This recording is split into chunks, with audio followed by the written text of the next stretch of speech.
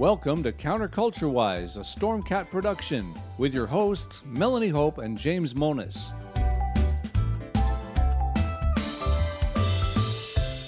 The views expressed on this podcast are those of the hosts, our guests, and the dog, and do not necessarily reflect the views of any of our platforms, our advertisers, or any other dog. As you listen today, please remember, we are so much more than a podcast. All of our stories we discuss are linked in our show notes on CounterCultureWISE.com. Visit there for commentary, guest photos and links, animations, and fun merchandise. If you have a story idea or would like to be a guest on our show, contact us via our website. You can also follow us on Twitter, Gab, Instagram, Facebook, and all over social media where we'll post memes, cat pics, and commentary that gets us booted off on a regular basis. If you're watching our live show, hit like and join the chat. If you're listening dead, well, you can still hit like, share, subscribe, and comment, but please stop voting Democrat.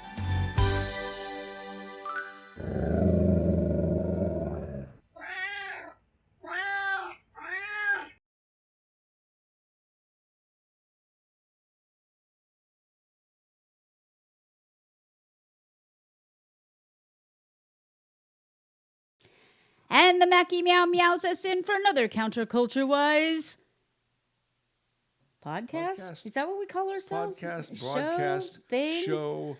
That's the new name for it. The CounterCultureWISE type thing. Okay, I think that works.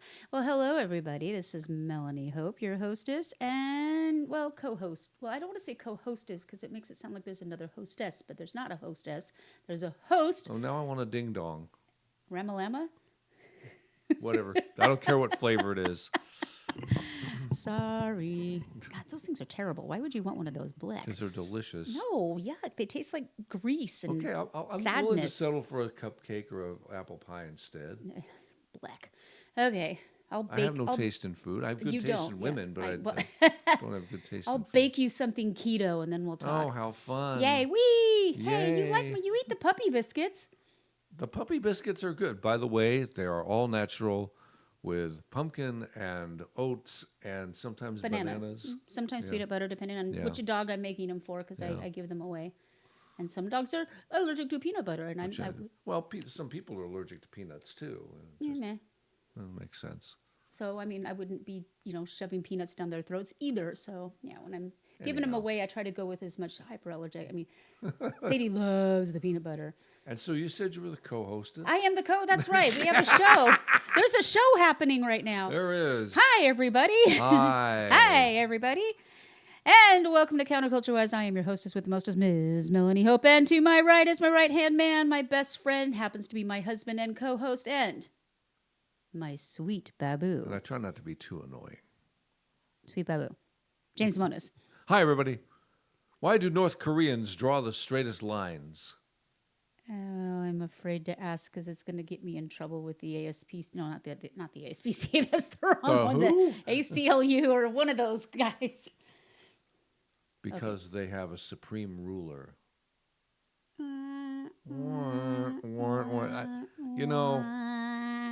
And it happens every week.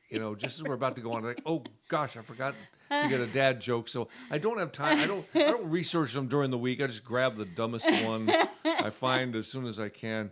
We have a heck of a show this evening. Really big shoe. We have an amazing show. We're not going to talk too much politics tonight. We're going to save that for... We wanted to have a lot more fun this week. Yeah, I mean the politics has gotten to be such a cesspool. The big debate is probably going to be happening in a few days. So we'll see. We will be commenting on it per usual. I mean, I would love to go live, but everybody else and his dog and his uncle and his cousin and his...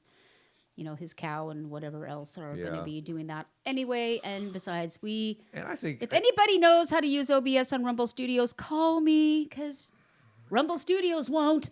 So I need help. Help me. I can't have this annoying feeling that it's not going to change anybody's minds. The debate? Yeah. Oh, no. Are you kidding? Most people have already voted. Yeah, pretty much. Seriously, most people have literally already voted. I mean, what's the point? Yeah. Yeah, entertainment, seriously. Yeah. comedy event, you know. Kind of. Yeah. Yeah.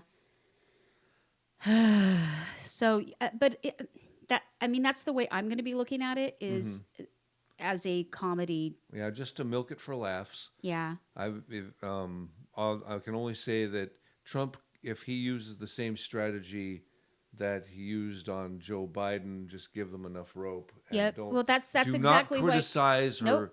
Don't say anything about Don't. her gender No. or her race. Just keep that No, out of she'll it. say plenty on her Yeah. own. Yeah. No, that's why she's fighting so hard to have the mics on because she wants that I'm talking Yeah, we all moment. know that's what she would want to say. I'm And so, talking. Yeah, shit it. We don't care. we know you're ain't talking. The but problem is you ain't saying anything. That's what I was just going to say. You ain't You're saying talking, anything. but you're not saying anything, You're not Kamala. saying anything, Kamala. I don't think even she understands what she just said. Unburdened by what has been, anyway. Unburdened by what has been. You're unburdened by your own brain, but Oh, okay. boy. I don't know. I just don't understand. Why is she a thing? I don't get it. Couldn't even get 1% of the vote. She dropped out. I bet you anything that she dropped out because she checked all the bigot boxes, and when Biden said he was going to get himself a diversity hire, she's like, "Oh, I'm the one." And then she gets Because people get offended because Tulsi basically ended her career. Yeah. I mean, well, Tulsi's also helping Trump right now. Well, she is now. Preparing for the debate. Yeah. So that's going to be. I hope that helps because I think guess it should. I guess I the think it big should. news is that Kamala was out buying spices. Yay! And like I said, we're not going to talk politics. Oh! That's right. Right. But we had to a little bit because it's coming up. So we're going to start by talking about a once great company. Yeah, one that took care of not me because I was too old, but took care of my sister, my brother, my family. My stepdad worked there for many years and retired kind of rich because of it, and he loved that company. There were a lot of people who loved that company, and they all worked, and it was synonymous with Seattle for decades. Well, and it was also synonymous with quality, and if you had a choice. Well, I mean, I guess we should say the name Boeing. But yeah, I mean, you could choose Boeing or Airbus or. Yeah, I mean, whatever, people never actually used to book a flight and check what plane they would be on. Mm-hmm. That was never really a thing before. Mm-hmm. And now it kind of is. People are actually going online and they will change the airline based on what planes they fly on because of what's been going on. Yeah. And the latest craziness is what's been going on with the International Space Station. This is unbelievable. And first of all, I feel really sorry for these guys because they're stuck up there. And what you gonna do, right? What are you Yeah, going so to Boeing do? Starliner lands back on Earth, but did not have the astronauts. Apparently, it had some issues. And of course, they're going to get bailed out by guess who? Boeing Starliner spacecraft landed in New Mexico desert late on Friday, months after its original departure date and without the 2 astronauts it carried when it launched in early June. Starliner returned to Earth seemingly without a hitch, a NASA livestream showed, nailing the critical final phase of its mission. The spacecraft re-entered Earth's atmosphere, blah, blah, blah, don't care, orbit yardy, where it landed. NASA astronauts Suni Williams and Butch Wilmore should have flown the Starliner back to Earth in June, a week after launching in it. But thruster failures and helium leaks marred their ride to the space station. Instead, they will remain at the International Space Station for the rest of the year. Can you imagine thinking you're only going to be gone for a week? A 3-hour tour. This is going to last 2 seasons. So they're going to return in, just like Gilligan's did. and will return in February aboard, oh golly, SpaceX Dragon spacecraft. So Elon to the rescue once again. Once again, yeah. How about that? Who would have thought? Who would have thunk? NASA ultimately decided it was too risky to return Williams and Wilmore on the Starliner. Yeah, because by the time they got to Earth, they'd be talking like this because of all the helium. So the capsule contains their empty seats and blue spacesuits along with some old station equipment. Boeing's first astronaut flight caps a journey filled with delays and setbacks. After NASA's space shuttles were retired more than a decade ago, NASA hired Boeing and SpaceX for orbital taxi service. Boeing ran into so many problems on its first test flight with no one aboard in 2019 that it had to repeat it. The 2022 do-over uncovered even more flaws, and the repair bill topped $1.5 billion. Eek. Makes you wonder if it really is worth it. I mean, I know we get amazing scientific discoveries when we do these things, but dang, Yeah. 1.5 billion. Yeah. And that's our, I mean, you think about it, that's our government paying for that. That's our, Tax money. I mean, at least at least 1 billion didn't make it to Ukraine. So at least there's that. But by golly, there's 1 billion that Ukraine didn't get. Elon did all of it himself. All right. So even after it successfully launched, helium leaks continued to trouble the spacecraft as the Starliner approached the ISS. 2 leaks were detected, but NASA determined the spacecraft remained stable. Well, helium isn't volatile, so what started as an 8-day mission dragged on for 3 months. Oh, that would suck. After leaks and faulty thrusters raised safety concerns. I'd be like, I don't care. I'll talk high, crash me in the ocean, whatever. Just get me back to the planet, please. I'm not asking much here. However, NASA and Boeing officials were adamant that the astronauts were not stranded. So you were lying. It's like you're stuck and you can't come back, but you're not stranded. They're not stranded. They're just, unable to return. So you were lying. God, they're not stranded. We'll come home when we're ready. What do you mean, will come home? You're not one of the. We'll come home when they're. No. You're not. You're home already. There, Steve. Trust me, Steve. They're ready. Oh man. Unbelievable. And this is just the latest thing to plague that company. Yeah, And we're not. They're not stranded. Are we redefining the word stranded? Because pretty sure they are. Yeah, so now, I mean, that, and then, the ones that are still terrestrial bound here, people are actually, like I said, concerned about flying. Oh, look at that, 2 white men. How dare they? Oh, no, It's this a plane will stock never photo fly. from who knows when. This plane will never fly with 2 white guys in there. What's with the control panel from the 1970s? Like I said, it's an old photo. I guess so. Airfare, departure times, flight length. These are the usual considerations for travelers who want to book a flight, but now more looking at a new factor. Is the aircraft going to explode at takeoff? Have we checked the O-rings, ladies and gentlemen? Ooh, too soon, soon. Oh, yeah, always too soon. Yeah, that's going to still sting for a long time. As long as Auburn has a Dick Scobie Elementary School. Every time I hear the name of that school, I'm like, there's a cream for that. I think you're confusing Scobie with Scaby, but that's okay. Whatever. All I'm saying is if your last name is something like Scobie or Scaby, you should not go by Dick. Try Richard, maybe. Howard, just go in a different direction. It sounds more like a race car driver's name anyway. Dick Scobie? Yeah. Oh, well, he went faster than any race car That's driver. true, that's Still true. Too soon. Went Still higher, too and soon. now he's way up high. Yeah.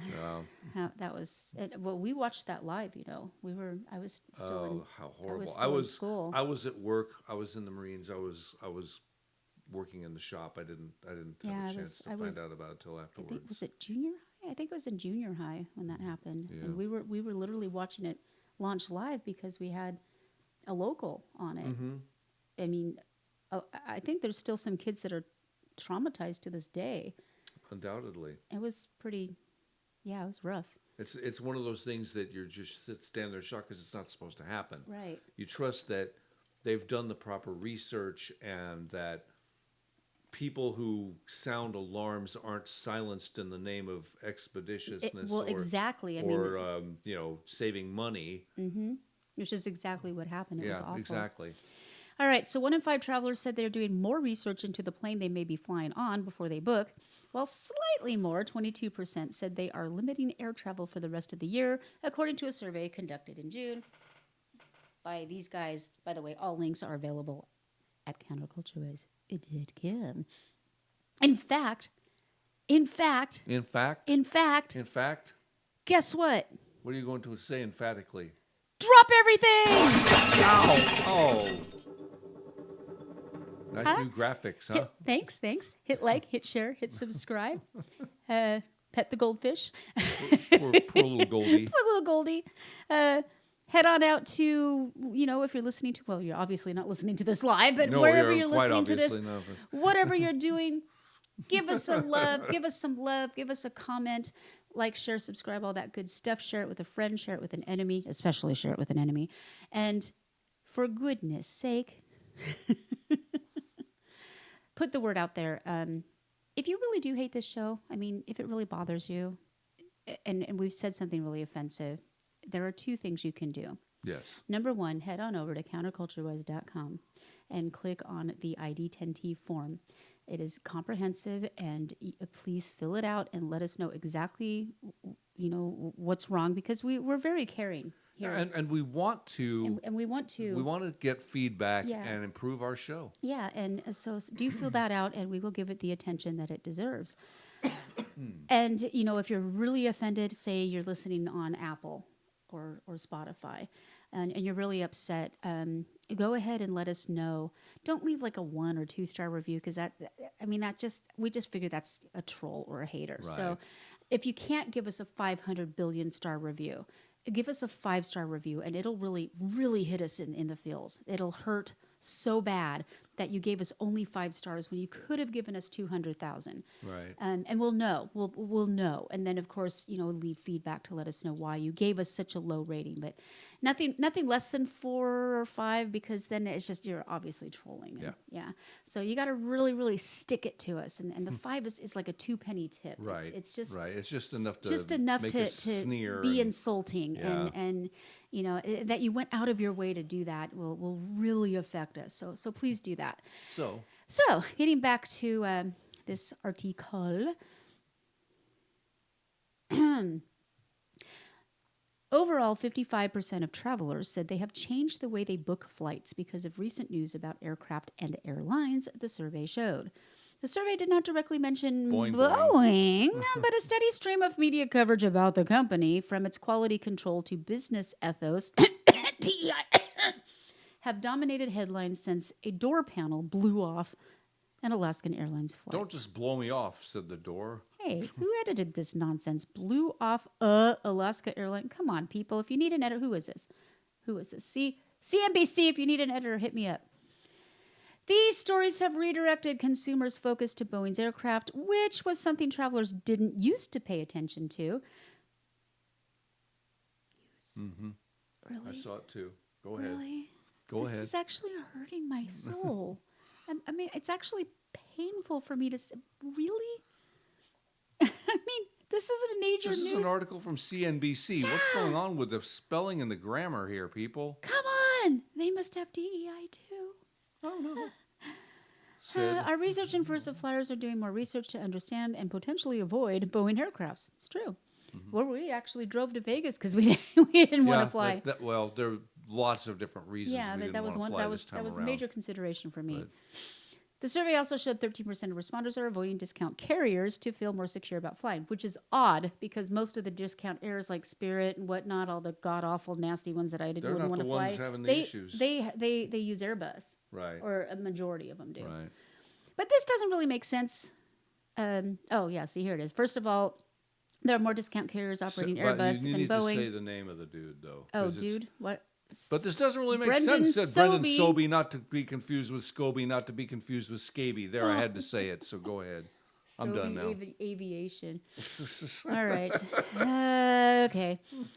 And Boeing issues, of course, impact all airlines regardless of their business model. Okay, so fears up, risk down. As unnerving as recent headlines about Boeing may be, aviation safety is improving by the decade. So this is actually good news, okay? You probably hear all the time that it's safer to fly than it is to drive. Although I must say that it's only happened to me once that an automobile door has fallen off the vehicle. Luckily, I was parked at the time, but that did happen. The Jeep. That was the old Jeep. And it wasn't the kind that the doors are supposed to come off. It was the hatchback, and it just it was the window in the back. Came off in the middle of the parking lot, and of course the pouring down rain, and of course I was by myself. It was pouring down rain because it was Seattle. What were we expecting, you know? And I was by myself, and I'm just standing there with the door in my hand, going, "What do I do now?" I hated that car. I didn't because it was a Jeep, but it was a beat up Jeep that used to be used by the Washington State Forestry Department. Didn't have air conditioning, so anything. That would not have lasted in Vegas for more than 2 minutes. Oh, it wouldn't have made it to Vegas. Yeah, I wouldn't have made it. The paper published in the Journal of Air Transport Management in August states that the risk of dying on a commercial flight globally was 1 per 13.7 million passenger boardings. That is pretty good. From 2018 to 2022. A significant improvement from the decade before, a far cry from the one death for every 350,000 boardings that occurred between 1968 and 1977 when you're allowed to smoke on the planes. Which is exactly why they all died. Yeah, early. Yeah. Commercial safety standards can be evaluated by a variety of metrics from miles flow to flight miles flow. I'd remove the S to say mile flow, whatever that means. I'm assuming they mean miles flown to flight hours, but okay, that's 3. That's 3. Seriously. But I'm gonna red pen this, and I'm gonna write them a letter with my resume. Actually, and say, print it out and mail it to them. Exactly. I'm serious. With my resume and say, I'm cheap. I'll work part time. You get in with Universal. We're cool. Yeah, well, I don't know if I want to sell my soul to Satan, but we'll see. But according to MIT News, Barnett shows deaths per passenger boarding because it answers a simple question. If you have a boarding pass for a flight, what are your odds of dying? Well, now it should be what are your odds of dying via a plane crash? Because now that people have gotten all weird on flights, I don't know what happened during COVID, but people just became weird. And now they're screaming and getting drunk and trying to open windows and doing all kinds of crazy things. So let's make sure that we're talking about due to crashes. All right, so we can see this chart here back in the 60s and 70s, but wow, it has drastically, look at that, 13.7. I mean, that's almost double. But on the other hand, up until COVID, flights were going, there were a lot more people flying than there were back in the 60s. Well, there's that too, yeah, and a lot more planes in the air. But I mean, if you do a one per, that's like a 1-to-1. That's why you always want to do crime stats and things like that in a 1 in 10,000 or 1 in 100,000, so that it's kind of a fair view. Barnett suggests several factors have made flying safer, according to MIT News. According to technological advances such as collision avoidance systems in planes, extensive training, except for that guy that couldn't land at that one airport because he wasn't trained enough. That's still going, what the what? That's so bizarre. And the sad thing is they didn't realize it. Coming on the runway, he's like, oh, wait, I don't know how to do this. Can you just see the guy with the red stapler? Guys, I think we're gonna have to go to another airport. Have somebody else land the plane. Yeah. That was my runway. Oh, Lordy. Okay, so this goes more in depth, and there's, of course, videos and everything. But so the bad news is I don't know if Boeing's going to recover from this. This makes me really sad.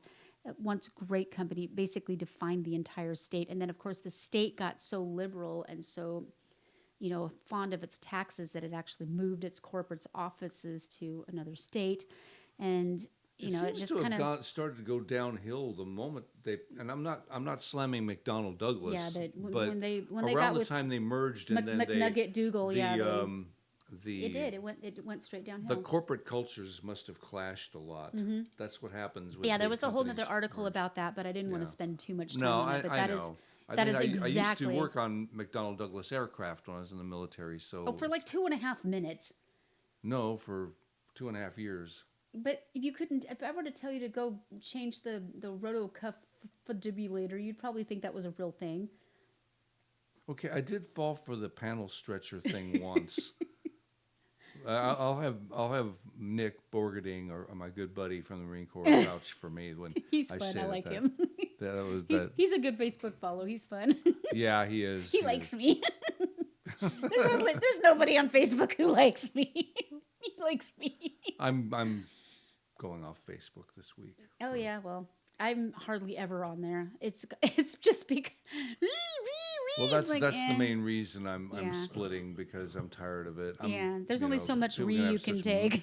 One side or the other is gonna have a bunch of crazy meltdowns on November 6th, and I'm just gonna. Well, let me just put this out there, ladies and gentlemen. Yes. November 7th is my birthday, and I only want one thing for my birthday, and it's not Kamalama Ding Dong. I'll just say that. That's all I'm gonna say. And now, Melanie gets to say something she's been chomping at the bit to say for the whole week. What have I been wanting to say? Yes, that's true. I have been wanting to say this all week. So you get to read this one. I know you just read, but... Okay, but first... Yes. But first... CounterCultureWISE is proud to present News of the Weird and Wonderful. Here are your hosts, Melanie Hope and Jim Monis. I did those. They look like us. Kinda. Yeah. I even gave myself a double chin because, Well, give yourself a break. I couldn't quite capture your caramely eyes, but it looks like you. It looks like me. Someday I'll get your I like the eyebrows. goggles shirt I'm wearing. Well, it is you. And go to our store, buy our I was gonna do shirts. Who the Hell is Jim Monis, but you've been not swearing a lot lately, so. I don't know why I have not been swearing. I might redraw it with your church logo. Wow. You've already got the black T-shirt, so all I'd have to do is put the logo on there. No, the goggle one's fine for now. For now. That's fun. Yeah. Okay, what I've been wanting to say all week. Robust wombat. Does it get any better than a robust wombat? Oh, this is so much fun.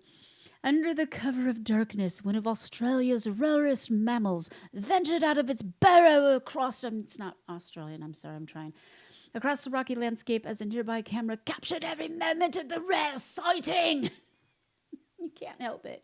Ecologist Andy Howe was scrolling through over 1 hour, boring, 100 hours of footage from wildlife cameras at the Richard Underwood Nature Refuge when something caught his attention. The Australian Wildlife Conservatory said in September 3 news release, 2 short video clips showed a young, rotund animal emerge from a burrow and walk a short distance. It was a northern hairy-nosed wombat. I think I dated one of those once. I think you did. I think I met her. Lovely lady, lovely. One of only 400 left in the whole wide world. So would you like to see Yes, let's see a robust hairy-nosed wombat? Robust wombat. So these are the largest burrowing marsupial in the world. They reach over 3 feet in length and over 60 pounds. That's bigger than Sadie. That's substantial. That's large. And it's large. Seriously, we have a black lab mix, and that is bigger than our dog. Mm-hmm. According to the article from the conservatory, they have a broad nose, pointy ears, soft grayish fur, and a faint black eye patches. So I actually downloaded the video because I thought that would be fun. So let's see our robust wombat, shall we? There he is. Okay, he's so cute. He's like a little teddy bear. So he's basically direct cousin to like a possum, which is the only marsupial in the Americas. Just thought you'd like to know. Anyways, there goes our robust. That was cool. There goes our robust wombat. There he is. Northern hairy-nosed wombats are the largest burrowing marsupial in the world. Read that. They have broad nose, pointy ears, soft grayish. Oh, he's so cute. I wish it was color. The species population declined for decades due to predation and habitat destruction, eventually becoming one of Australia's rarest mammals. So not even the platypus holds that. It is this little guy, or this not so little guy. Video shared by the organization on YouTube shows the rare northern hairy-nosed wombat approach the camera, stop for a moment, and then walk out of view. The wombat is quite robust, indicating that it is feeding well and getting enough nutrition.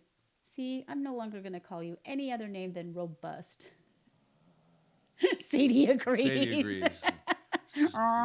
She She made says. one of those sleeping gronks she does. And she's very happy with life. Yes. She goes gronk. And Max is at my feet, and the little one's around here somewhere. Although this isn't the first Joey born at the refuge, it's the first juvenile spotted for he's a junior? 2 years old. Overall, look at the picture, he's so cute. He's so cute. Overall, this bit of footage tells us a lot about the state of the nation. If you guys are only listening, if you're like, I don't want to say falling blindly because I don't want to insult anybody, but I know there's a lot of people who just listen to this on audio. You're missing the cutest wombat ever. So head on over to CounterCultureWISE.com and check out the wombat. I wouldn't know. I've never compared it to other wombats. You just haven't lived. I'll just take your word for it. You're not a wombat connoisseur. No, I'm not. Wombatosaur? Overall, this bit of footage tells us a lot about the state of the nature preserve's population, showing us that the wombats have the right conditions and feel comfortable enough to breed. Yay, breeding robust wombats! It's very gratifying to know that one of the world's most critically endangered animals is doing well and breeding within the safety of the fenced area. Very nice. Yes. Alrighty. Robust wombats. And now another... Seriously, though, does it get any cuter than that? It doesn't get any cuter. We're going to keep with the wildlife theme and the title of our show this week. When scientists attached a tag to a pregnant porbeagle shark in October 2020 to learn more about the creature's habitat, they didn't expect their tracker to capture evidence of how large sharks hunt one another. Ooh. But when the tracker registered some unexpected activity in March 2021, the scientists realized that a larger shark had eaten their research subject. Did it get the baby? Was the baby born? I don't know. So porbeagles are not small sharks. No, they're not small sharks. They're rather large. What, 6-gill, 7-gill shark? They're 12, directly 12 related. feet long and weigh 500 pounds. Yeah, directly related they're to big. the great whites. They're big. biggins. Yeah. So it would be an even bigger one. It would have had to be like a great white. Yeah. Well, how do they know it was another shark? We're going to find out together. Okay. Far out. Well, they have to be 13 years old before they can reproduce. The team shared these unexpected findings in a new study published Tuesday in the journal Frontiers in Marine Science. That sounds like it needs its own song. Blorp, Blorp, blorp. blorp. This is the first documented predation event of a porbeagle shark anywhere in the world, said lead study author Dr. Brooke Anderson, a marine fisheries biologist in the North Carolina Department of Environmental Quality, via email. I want you to know that I managed to say predation and porbeagle, words I hardly ever use, in the same sentence without falling apart. I like the North Carolina Department of Environmental Quality via email. That's an interesting name for a department. NCDOEQ, that didn't help at all. Yeah, it doesn't at all. Porbeagle sharks, which are distinct from rich beagle sharks, which are found across the Atlantic and South Pacific Oceans and Mediterranean, can reach a little more than 12 feet long and weigh as much as 507 pounds. The elusive large sharks can also live between 30 and 65 years old, but they cannot reproduce until they reach 13. Oh, yeah, they live to 65. I mean, they're kind of like us. There you go. The females give birth to 4 pups every 1 or 2 years. Now, I know there's a few people out there asking, say, hold on, now wait a minute. Okay. What do you mean a fish is giving birth? Fish lay eggs, I know, because I eat them on my sushi. Contraire. Now, technically, people will say sharks are fish, but I disagree. Sharks do not have bones, for instance. They have cartilage, and sharks have a very different type of skin, and sharks, they will say, are the only fish that give birth to live young. Aren't they mammals? I mean, they're... Sharks are not mammals, you spaz. They're cold-blooded. If they're not fish and they're not mammals, then what are they? Birds? Fungus. They're fungus. Fungus have their entire own kingdom. I'm telling you, fungus are sentient, and they're the ones that are flying spaceships around. We just haven't caught them yet. All right. I'm going to let people figure out that one. Where was I? Found across the Atlantic and South Pacific. Habitat loss, overfishing, and their fate as bycatch. Overfishing in. Fishing nets. We should just be like the grammar police network. This is ridiculous. These guys are horrible. Their fate is bycatch and fishing. So CNN has let us down with grammar and spelling. Mm-hmm. CNBC. So listen up, Warner Brothers Discovery and Comcast, the parent company of CNBC. You guys are these multi-trillion-dollar operations. We solder our computers back together when they fall apart. Come on, people, get with it. With hot glue guns. We don't even use real solder. There you go. Yeah. Northwest Atlantic porbeagle sharks are listed as vulnerable on the International Union for Conservation of Nature Red List of Threatened Species. Yeah, vulnerable to getting ate by bigger sharks. Yeah. I want to know what kind of shark ate it. Stop giving me all the stuff. Tell me what happened. Now the researchers said they may have identified 2 suspects, since you asked, I'm jumping ahead. A great white and a short fin mako. I think is it mako or mako? I don't know. You say mako, I say mako. Let's call the whole thing off. Anyway, the researcher, okay. When Anderson and her colleagues were tagging porbeagle sharks off Cape Cod in Massachusetts in 2020 and 2022, and it goes on and on and on. I don't want to go long on these because we got so much to talk about, but... Poor Sharky Barky. I was trying to get a difference between a mako and a great white, and there really isn't that much difference. It's just... They've got pointy noses and teeth. Yeah, they got pointy noses and teeth, and they eat things. Yeah. Yep. And they're scary. You didn't really think that sharks are mammals, did you? I'm flabbergasted. Please tell me that was just a joke. They're not mammals. I was okay. just like, well, they're not fish, so what are they? Well, they are fish, but I don't like it. And that is settled. They are fish, They're but I don't not like fish. it. They're not mammals. They're famals. No, they're not mammals, but they're not fish. Just saying. But I should ask AI if sharks are fish. Are sharks fish? And they are just like tomatoes are fruit. You know what I'm saying? Just putting that out there. So according to the research results, sharks are classified as cartilaginous fishes. The group includes sharks, skates, and rays.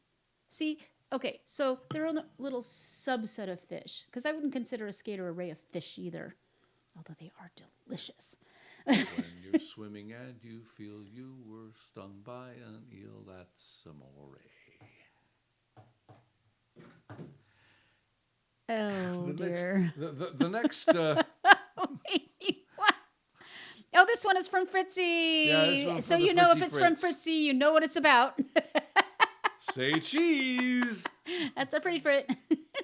That cat can hear a string cheese wrapper from miles away. Even if I'm just about to grate a block of cheese and I cut open the plastic, she still, her cute little pink nose picks it up. Her ears pick up the sound, and she's up my butt. And she teleports, too. Yeah, I don't know how she does it, because you'll be like, derp, oh, there's a cat. Or she'll be dead asleep in the other room. Yeah. And she hears that, and 5 seconds or the can opener. Hi, Daddy. Or the can opener, yeah. So... World's largest string cheese ball made in Mexico. And we're not joking. This thing is huge. I've got video, believe it or not. Wow. Would you like to see the world's biggest string cheese? Yes, I would love to. Okay. I don't know if this has audio or not. I don't think so. I think I took off the audio because I don't want to get DMCA and all that stuff. And I sped it up a little bit because it was really long. So here they are making lots of cheese. Lots and lots. Look at that thing. Serious mozzarella going on here. That is a big bottle of mozzarella. I wonder what they're going to do with it. I'm interested to see what they're going to do with it. Okay.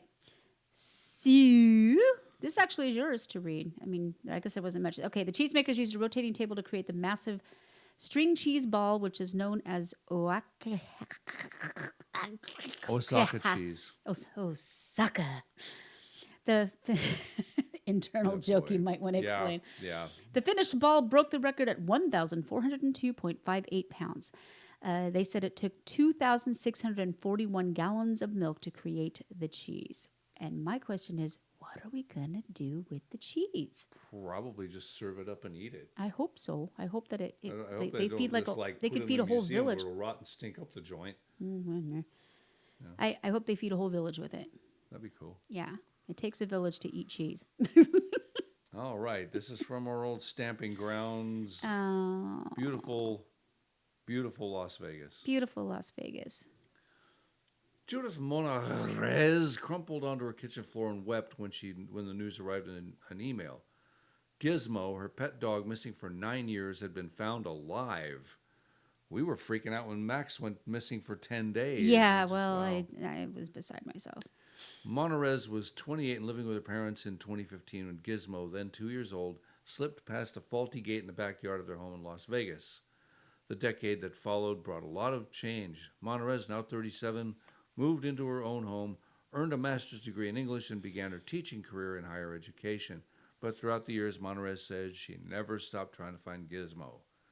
Now she was climbing into her car to drive across town to meet Giz. To meet Gizmo at an animal hospital. Monarez was later told that a woman had found the now 11-year-old dog and dropped him off at the vet, where they scanned his microchip, triggering the email notification that sent Monarez to her knees crying. That's amazing. After so many years. Wow. Within years all of our critters are microchipped. Get your critters microchipped because they will call you. And hold on to your email addresses, no matter how old they are. Yeah. I made a mistake when I dumped the big one I had because I just got so tired of being spammed all day. Email, not dog. Yeah, one of those. Oh, I got video. You want to see the video? Yeah. Gizmo video.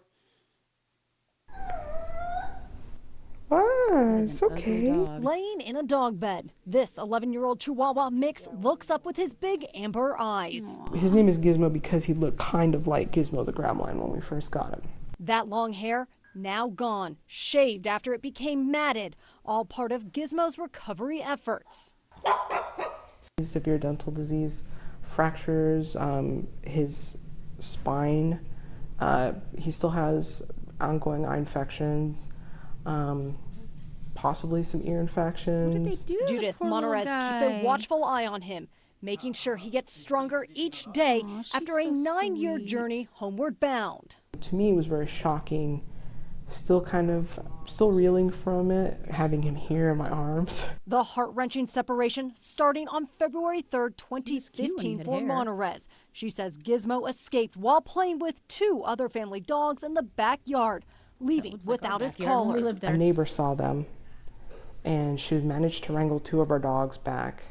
But there was another person, I don't know if they were driving, I think they were driving by in a car, because she said that she left in like a red car. This lady left in a red car, picked him up. Monarez immediately started a Facebook group to try and find her then 2-year-old pup, asking for help over the years, even posting this in 2019. We still haven't given up hope. The next update to the nearly 900 followers, a happy message of a reunion last week, saying Gizmo has finally been found. Monarez says an emergency veterinarian about 10 miles away scanned his microchip. An email alerted her. I called right away, and they were just like, we have him here. We're giving him a bath. How did he end up at the emergency vet? They told me that a lady, a good Samaritan, it was a woman, dropped him off. They said that they had spent 2 months trying to catch him. Gizmo now needing extensive care. Monarez set up a GoFundMe to help with expenses. While she may never know the mysteries around Gizmo's journey, she embraces the new memories to make up for lost time. I just want him to live the best possible life with whatever time he has left with us, and I want it to be the best because he deserves that. He does, little puppers. Mm-hmm. So they say hindsight is 2020. She said, "I'm so glad I registered his microchip." And there is an ordinance now in the city of Las Vegas that you are required to microchip. I say you should microchip your kid too, but yeah, well, let's start with cats and dogs. Well, I mean, a lot of places, including the place where good old Frankie's going to be going in another week. Well, you just automatically, when you get them fixed, they also microchip them. So, I mean, that's kind of a thing now. Mm-hmm. Alrighty. Everyone's a critic. Aw, this is awesome. I believe this wholeheartedly because Abby and Sasha in particular, you never got to meet Sasha, did you? Sasha, if you would, we had 2 almost identical toys. They were long, plush toys, and one was a blue cow and the other was a red dog. And blue cow and red dog looked exactly the same, except blue cow had little tiny horns. And other than that, they pretty much looked the same. And Sasha knew the difference between blue cow and red dog. And if you said get blue cow, she'd get blue cow. She's a really smart woggy. And Sadie's just ball. Just ball. Yeah, it's all ball. Well, except for Daddy. That's true. She has... For her first birthday, I took her to the pet store and let her pick her toy. And she picked out this gigantic octopus. I mean, this thing is huge. It's probably, 2 feet tall? Yeah. And has, the legs that go every which way. And she likes grabbing it by the head and just shaking it for all it's worth. So she was trying to play fetch with me. And I was in the bathroom. And I'm like, no, go get Daddy. And I meant go play with Jim. And what she did is she fetched the octopus. So, yeah. So now every time you say, go get Daddy, she gets the octopus. It's insane. So, yeah, that backfired. Anyway, so she knows Daddy. That's one of her, her toys. Congratulations, you're a father. Oh, boy. All right. Gifted dogs can remember the names of their toys for at least 2 years, scientists have found.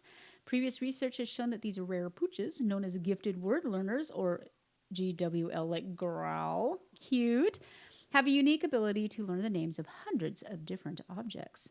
A new study, I think dogs are way smarter than you give them credit. I mean, to this day, I have to put up all the buttons because Sadie will just keep smacking on them. I want belly rubs, I want carrots, I want... A new study published by the journal Biology Letters now suggests they can remember the names of some of these toys for an extended period of time. The hope is that the talented dogs could help scientists understand more about how animals other than humans retain their memories. Dr. Claudia Fugaza, it would have been better if it was Fuzzga. Is that a picture of a giant leatherback turtle? Crazy. Far out. Well, okay, so sorry, that's an adorable dog, but the picture just totally took me. Ball. Ball. Squirrel. We know that dogs can remember events for at least 24 hours and odors for up to 1 year. But this is the first study showing that some talented dogs can remember words for at least 2 years. That is an adorable dog. That's a very cute So Whiskey is gifted. Whiskey, a gifted learner. I'm sure the dog cares about the certificate. The findings of our current study cannot be generalized to other dogs because we only tested GWL dogs, individuals that show a special talent for acquiring object words. For the study, researchers analyzed the behavior of 5 border collies. Border collies are awesome. If we hadn't gotten Sadie, I was bucking for a border. Gaia, Max, Whiskey, Squall, and Rico. These growl dogs had learned? Okay, this must be like a British site. And remembered the names of multiple toys and were tested given again 2 years on. So they learned the toys, put the toys away for 2 years, and then saw how many they remembered. Wow. The researchers said that remarkably, 4 out of 5 dogs remembered the names of between 60 to 75% of the toys after 2 years. I couldn't even do that. With Gaia performing the best. You go, girl.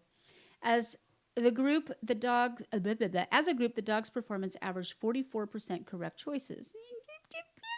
It's not bad, which is significantly above chance level. Okay, yeah. When you consider that they had like 12 and 13 toys to choose from, that is pretty significant. That's pretty good. The lead researcher on the study said we waited 2 years and then decided to test the dogs again to see if they still remember the toy names. Because such a long time has passed, some of the owners lost a few of the toys. So the dogs are better at it than the owners are. Thus, 3 dogs were tested on 12 toys, 1 dog on 11, and 1 dog on 5. After 2 years, we all had a hard time remembering the names of the toys, so the people had a hard time, but not the dogs. They did not seem to struggle. The research is part of a project known as the Genius Dog Challenge, and the scientists are urging owners who believe their dogs know multiple toy names to contact them via the project's website. So if your doggy woggy knows the name of many toys, contact these folks because they're interested in what your woggy may be able to do. Now, this is going to be very interesting. A cow may have possibly predicted the future. Oh, now come on. I don't know. I'm not skeptical. I mean, I don't want to put these poor people in. Okay, but yeah, this is too cute not to show the recording of. So it speaks for itself. It speaks for itself. In order to proceed, I must now ask if any person here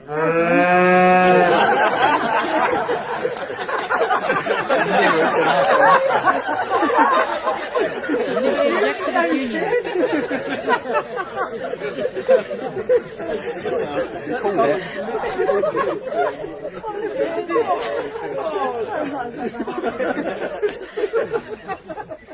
If any person here present knows of any lawful impediment,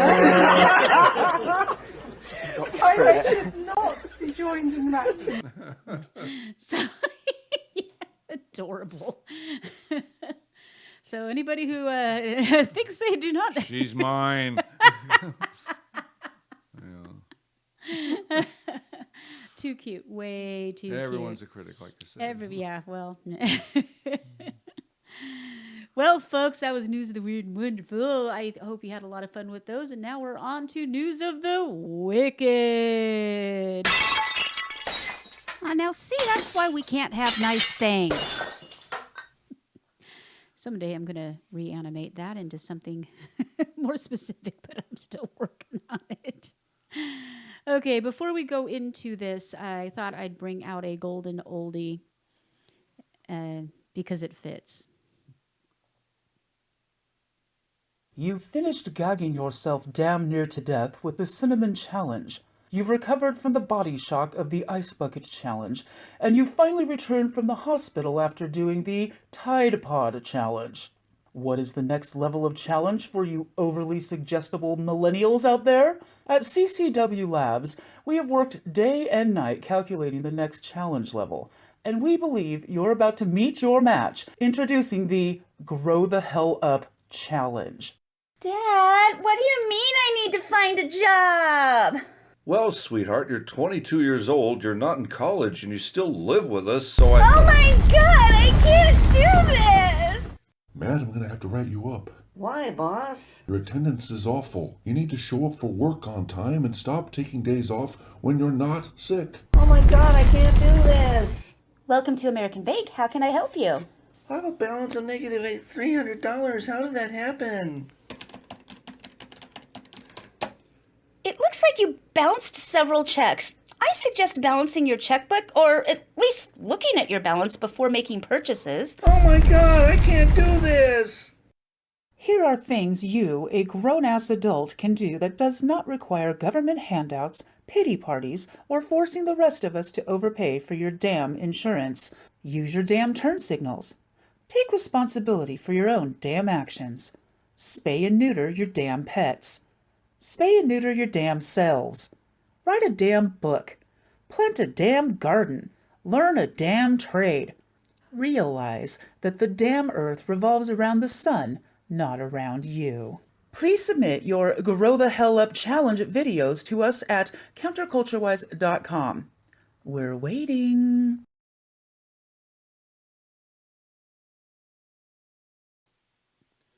This blows me away just how ignorant people can be. It also blows me away how bad of an artist I was.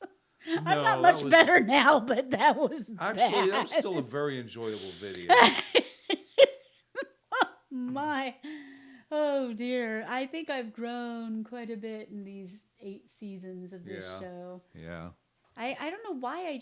I really wanted to learn how to animate, and so I started with stop motion like that. Well, I wouldn't call that stop motion, but you know what I mean, screen by screen. And now I actually have an animation program that I still don't know how to. Oh, hey, we have an audience. We have an audience. We have well, there's a frog up there too. So a snail and a frog. We got a snail and a frog and a newt. See the newt?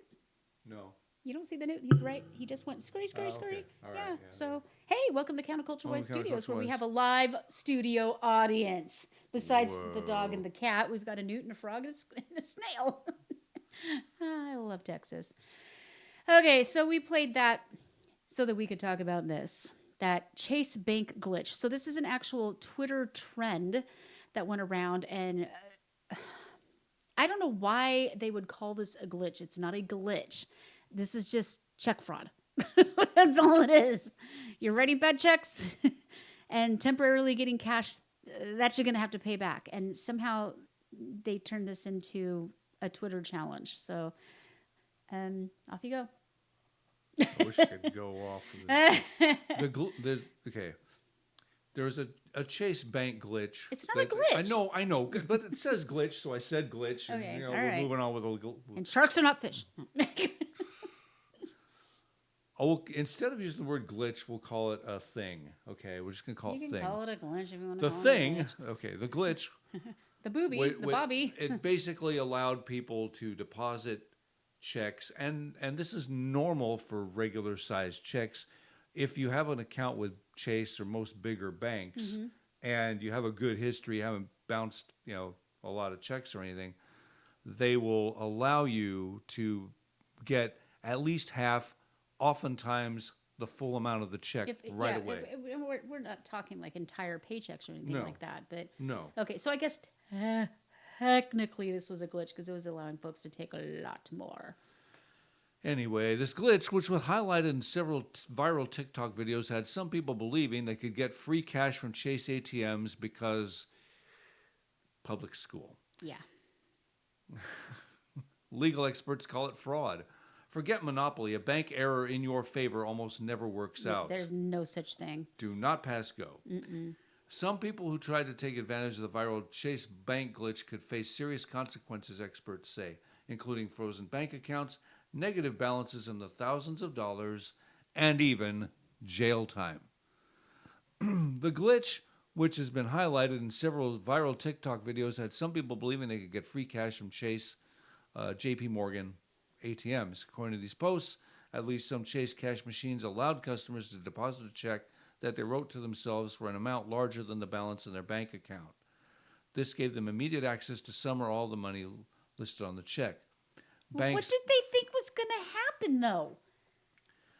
Did they not think of the next thing where it's like, oh, it's a bad check, so I'm going to owe that money? Did they not make that connection? They just needed free, fast cash, I guess. I don't know.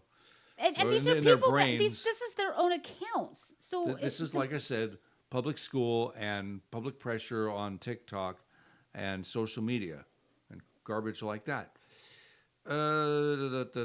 Banks can sometimes take several days to verify checks prior to making funds available in customers' accounts. But in this case, some or all the money listed on the deposited check was available immediately, allowing people to withdraw the funds before the checks were identified as fraudulent. Posts online show that some of these fraudulent transactions were for as much as $40,000. Now, I want to know where you could have an ATM that'll let you take out $40,000. I call BS on this. Okay. I don't think this is real. Well, no. I mean, there were enough videos of it happening and enough people crying and sobbing about the lost money. Yeah, but they're TikTokers. Yeah. They're not real. I'm not buying it. Experts are calling it fraud. It is fraud. It's absolutely fraud. Yeah. Absolutely fraud. Yeah, these charges listed above are only for check fraud. This is written by Dow Jones and Wall Street Journal people, and so it's like it's not showing the videos of these clowns. No, I tried downloading some of them, and there was just too much swearing. And then something that I noticed was that, see this Chase glitch S word, don't do this S word, man. Try to this glitch, blah, blah, blah. Well, it's not a glitch, dum-dum. But, okay, so this is the guy. It wasn't him. There's another one. So there was one that was standing in front of, you know how TikTok lets you superimpose yourself on a screen or whatever. Right. So there was one that was standing in front of a balance, and he had blocked out his name and whatnot. At least he was smart enough to do that. But then there was another one, and it was the exact same screen behind him. So I'm still kind of, I don't know. Maybe it is a bunch of baloney. So why are we reporting on it then? Well, because, I mean, these guys are legit. You know, this is... well, that's true. Dow Jones. Yeah, these guys are legit. So, I mean, there must have been somebody who got away with it. I just want to know where this ATM is that'll let me pull out $40,000. Because that's no ATM I've ever seen. I have a feeling that Chase might possibly be clamping down a bit. Yeah, well, that's the thing. Is now you've ruined it for everybody, you jerks. because now what's going to happen is those of us who do have legitimate checks, there's going to be like a 5-day hold on all checks now. So we're not going to be able to get our money. I hope that's not true. Now, I bet you anything that's what that. I mean, just like to this day, you can't get green onions at Taco Bell because they had to recall green onions and they were too lazy to ever reintroduce them. So now you get what's supposed to be Nachos Bel Grande, and it's basically cheese sauce and a tomato. You know, it used to be sour cream and green onions, and you know it was yummy, and now it's like it's That's not even generally fast food. I mean, and it costs 6 times more. After cheating on my alleged diet and having a well, you haven't been on a diet in a year. I make kale soup. I don't want to get too far off the path of what I was going to say. I make bone broth and boil my own beans and I make pupusas with blue corn because that's lower on the glycemic level. I want a pupusa. And I get in the car and there's McDonald's wrappers and Snickers bars and I don't Pringles eat Snickers. and there's I Cheetos eat in the Butterfinger. cracks of Thank you. But anyway, I'm trying. But anyway, not to get too far off the beaten path. The French fries were god awful. I went to McDonald's because I don't want to get into what was going on, but I had errands to run and important things to take care of. And you had errands to run, but the car didn't. Apparently, yeah. Okay, our car broke down. All right, there. So I'm trying to do that and do laundry. I wasn't going to do laundry, but by order of the high command, I went and did laundry. Yeah, and thank God you did, because who knows when we're going to have a car again. Hey, folks, head on over to CounterCultureWISE.com. Buy our crap, send us money, help us fix our car. So from now on, if I go to McDonald's, all right, I go 2 or 3 times a year. But I'm not buying fries unless I have a chance to see the fries that are being handed out to people when they order it. It was 4 in the afternoon fries, which are not quite dinner fries. They're probably left over from 4 hours ago lunch fries. I thought they made the fries fresh when you ordered them. Don't they advertise that? No, that's Five Guys. God, their fries are good. Yeah. And now that they cost $9 for a small You might as well order, just eat a potato. Yeah. I make good fries. You make outstanding fries. Yeah, I do. I make sweet potato fries. I make our dip. Okay. Yeah. Mm-hmm. Yeah. Hey, there's kale soup in the fridge. There is, but I've got a show to do here. Actually, he hates kale, so I came up with a way to make kale palatable. Yeah, it's not only palatable, spicy it's delicious. Sausage, butter, cream. That's all I had to say was spicy sausage. Yeah. I mean, you know. We use cauliflower. It's pretty good. I think it turned out pretty good. We're blessed to have a grocery store chain here that just their brand name stuff is absolutely great. 99% of it is. Yeah, H-E-B spicy sausage, and they do not screw around with the spice. It's good stuff. Now their meat product is really good. Yeah, bacon is good. Like everything. Yeah. We just love our H-E-B because we're in the middle of Texas and we can actually get decent sushi. Basically, it's either that or Walmart. So forget that noise. There's Aldi. Yeah, I like Aldi. Aldi, I like. We got to always remember to do Aldi and Ollie's first, and then whatever we don't get at those, then we go to the grocery store because you save a ton. Yeah. But we digress. Big time. Big time. And now I want a pupusa and some soup. And soon you'll want boneless chicken wings. However, boneless chicken wings do not necessarily have to be boneless. Excuse me? A divided Ohio Supreme Court ruled Thursday that a customer who ordered boneless chicken wings could have reasonably expected to find a piece of bone in his meal and guarded against swallowing it, because that's what boneless means. In a 4-3 decision, well, at least it was close, the state's highest court ruled that the lower courts properly dismissed Michael Birkenheimer's 2017 lawsuit against a restaurant and its chicken suppliers at the summary judgment phase. This never happens to... In 2016, Birkheimer, his wife, and a few friends dined at Wings on Brookwood in Hamilton, Ohio, where he ordered boneless wings with Parmesan garlic sauce. Great, now that's what I want. I had the pink slime. Oh, you did pink nuggets. slime at McDonald's? Yeah. You didn't get a burger? It was actually a $5 meal that included a small burger, a 4-piece chicken nuggets. They swear they don't do the pink slime anymore. They swear.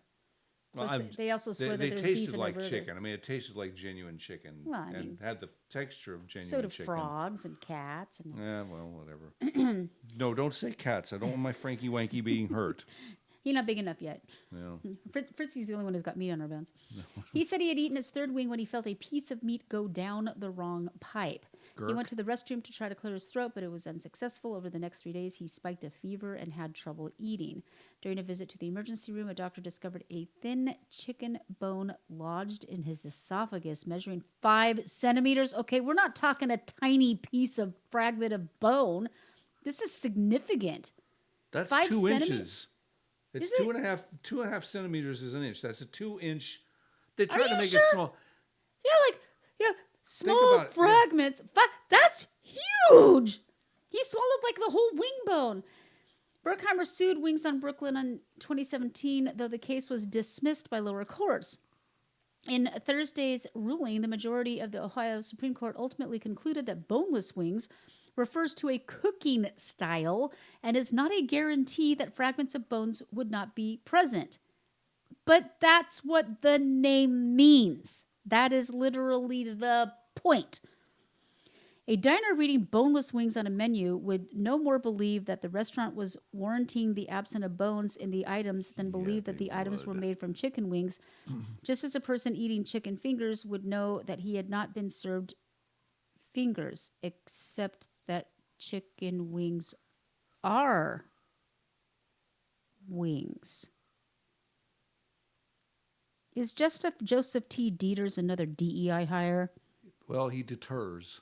He deters people from suing for smart things. A person eating chicken fingers would know he had not been served fingers. He's an we idiot. know that, but a person eating chicken wings is literally eating chicken wings.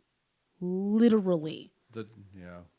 And if they're boneless, then that means you took the bones off the wings. Yep. Yet you're eating the meat, not the bones. The other judges summed it up perfectly. The dissenting judges called Dieter's reasoning utter jabberwocky, amen, and said the jury should have been allowed to decide whether the restaurant was negligent in serving Brooke. Okay, now see, that's the thing, though, is where did the wings come from? Mm-hmm. Because if they're just pouring them out of a frozen box, they're not going to sit, they wouldn't know. Right. So you'd have to go all the way to the company that made the wings. Right. So was the restaurant negligent in serving Berkheimer a piece of chicken that was advertised as boneless? Does anyone really believe that the parents in this country who feed their young children boneless wings or chicken tenders or chicken nuggets or chicken fingers expect bones to be in the chicken? Of course they don't. Of course they don't. And thank God this was a grown man and not a child, because that child would be dead.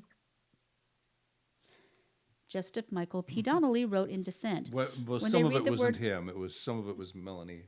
A little bit. When they read the word boneless, they think that means without bones, as do all sensible people. Duh. Oh, my word. Oh, my. Look at me, not swearing. Look at me, not swearing. The video we put, our classic video did all the swearing. Yeah, it did all the Get swearing. Get a damn job! We're a little grouchy. Yeah. We might revise that. Now that I know how to somewhat draw better. Okay. Woo. Now, almost every week we say that we like Starlink. They are not a sponsor, but we would like to have it. But there is such a thing as taking it too far. Ruh-roh.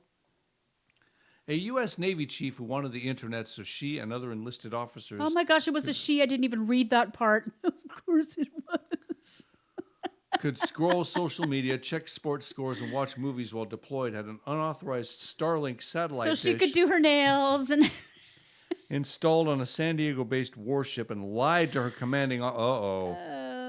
That was the big mistake. Lying to the commanding officer to keep it secret, according to investigators. How did she... Because they're not small. No, a Dishy McFlatface is pretty big. Yes, it's substantial. Yeah. How do you hide that? Internet but you got to hand it to Elon, though. She was getting internet out in the middle of the dang ocean. That's bad. Badass. Internet access is restricted while a ship is underway to maintain bandwidth for military operations and to protect against cybersecurity threats. Duh.com. But the bandwidth would be based on if they were connected to the same internet. She had her own separate. So that didn't interfere with the bandwidth of the actual ship. Then you go talk to the commanding officer. Yeah, well, you lost your job because of Starlink too, so there we go. Yeah, well, there People it is. just don't understand Starlink. I'm employed now, happily. Yeah, yay. Anyway, the Patui. The Navy quietly relieved Grisel Marrero, a command senior chief of the littoral combat ship USS Manchester in August or September 2023. The literal combat ship? Like, literally. I'm not sure what littoral or literal means. You can look it up while I'm continuing to yammer. All I know is if you put a C in the front of it, it's a completely different name. Oh, my. The Navy Times was first to report on the details. We have like a full house here. Marrero, a former information... Coastal region, a shore. The region or zone between the limits of high and low tides. Okay, thank you. So, in other words, it's not a blue water ship. It's more of a closer to shore ship. Perfect. Marrero, a former information systems technician, and senior leaders paid $2,800 for the Starlink high-performance kit. Wow. And had it installed in April 2023 prior to deployment to Manchester, according to the investigation. But so you don't install they had people... So there was... So it wasn't just her kind of slipping it under her pants. This is... Well... Crazy. When you listen to Chuck, you'll know why she wasn't able to slip it under her pants. Yeah, that's coming up soon, folks. Stay tuned for that one. That was good. Thank you. She and more than a dozen other chief petty officers used it to send messages home and keep up with the news, and bought signal amplifiers during a stop in Pearl Harbor, Hawaii, after they realized the wireless signal did not cover all areas of the ship, according to the investigation. Crying in the mud. Just make yourself at home there, bubby. Are you going to install a hot tub next? What? For reals?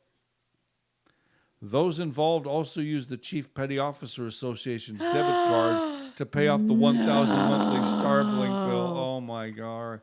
The network was not shared with rank and file sailors because they're just ribble-rabble. They don't care. They don't matter. Marrero tried to hide the network, which she called Stinky, by renaming it as a printer, denying its existence, and even intercepting a comment about the network left in the commanding officer's suggestion box, according to the investigation. Marrero did not respond, of course, to an AP email Friday seeking comment because she doesn't have her internet anymore. Yeah. Sorry, I wasn't able to check my email. This is hilarious.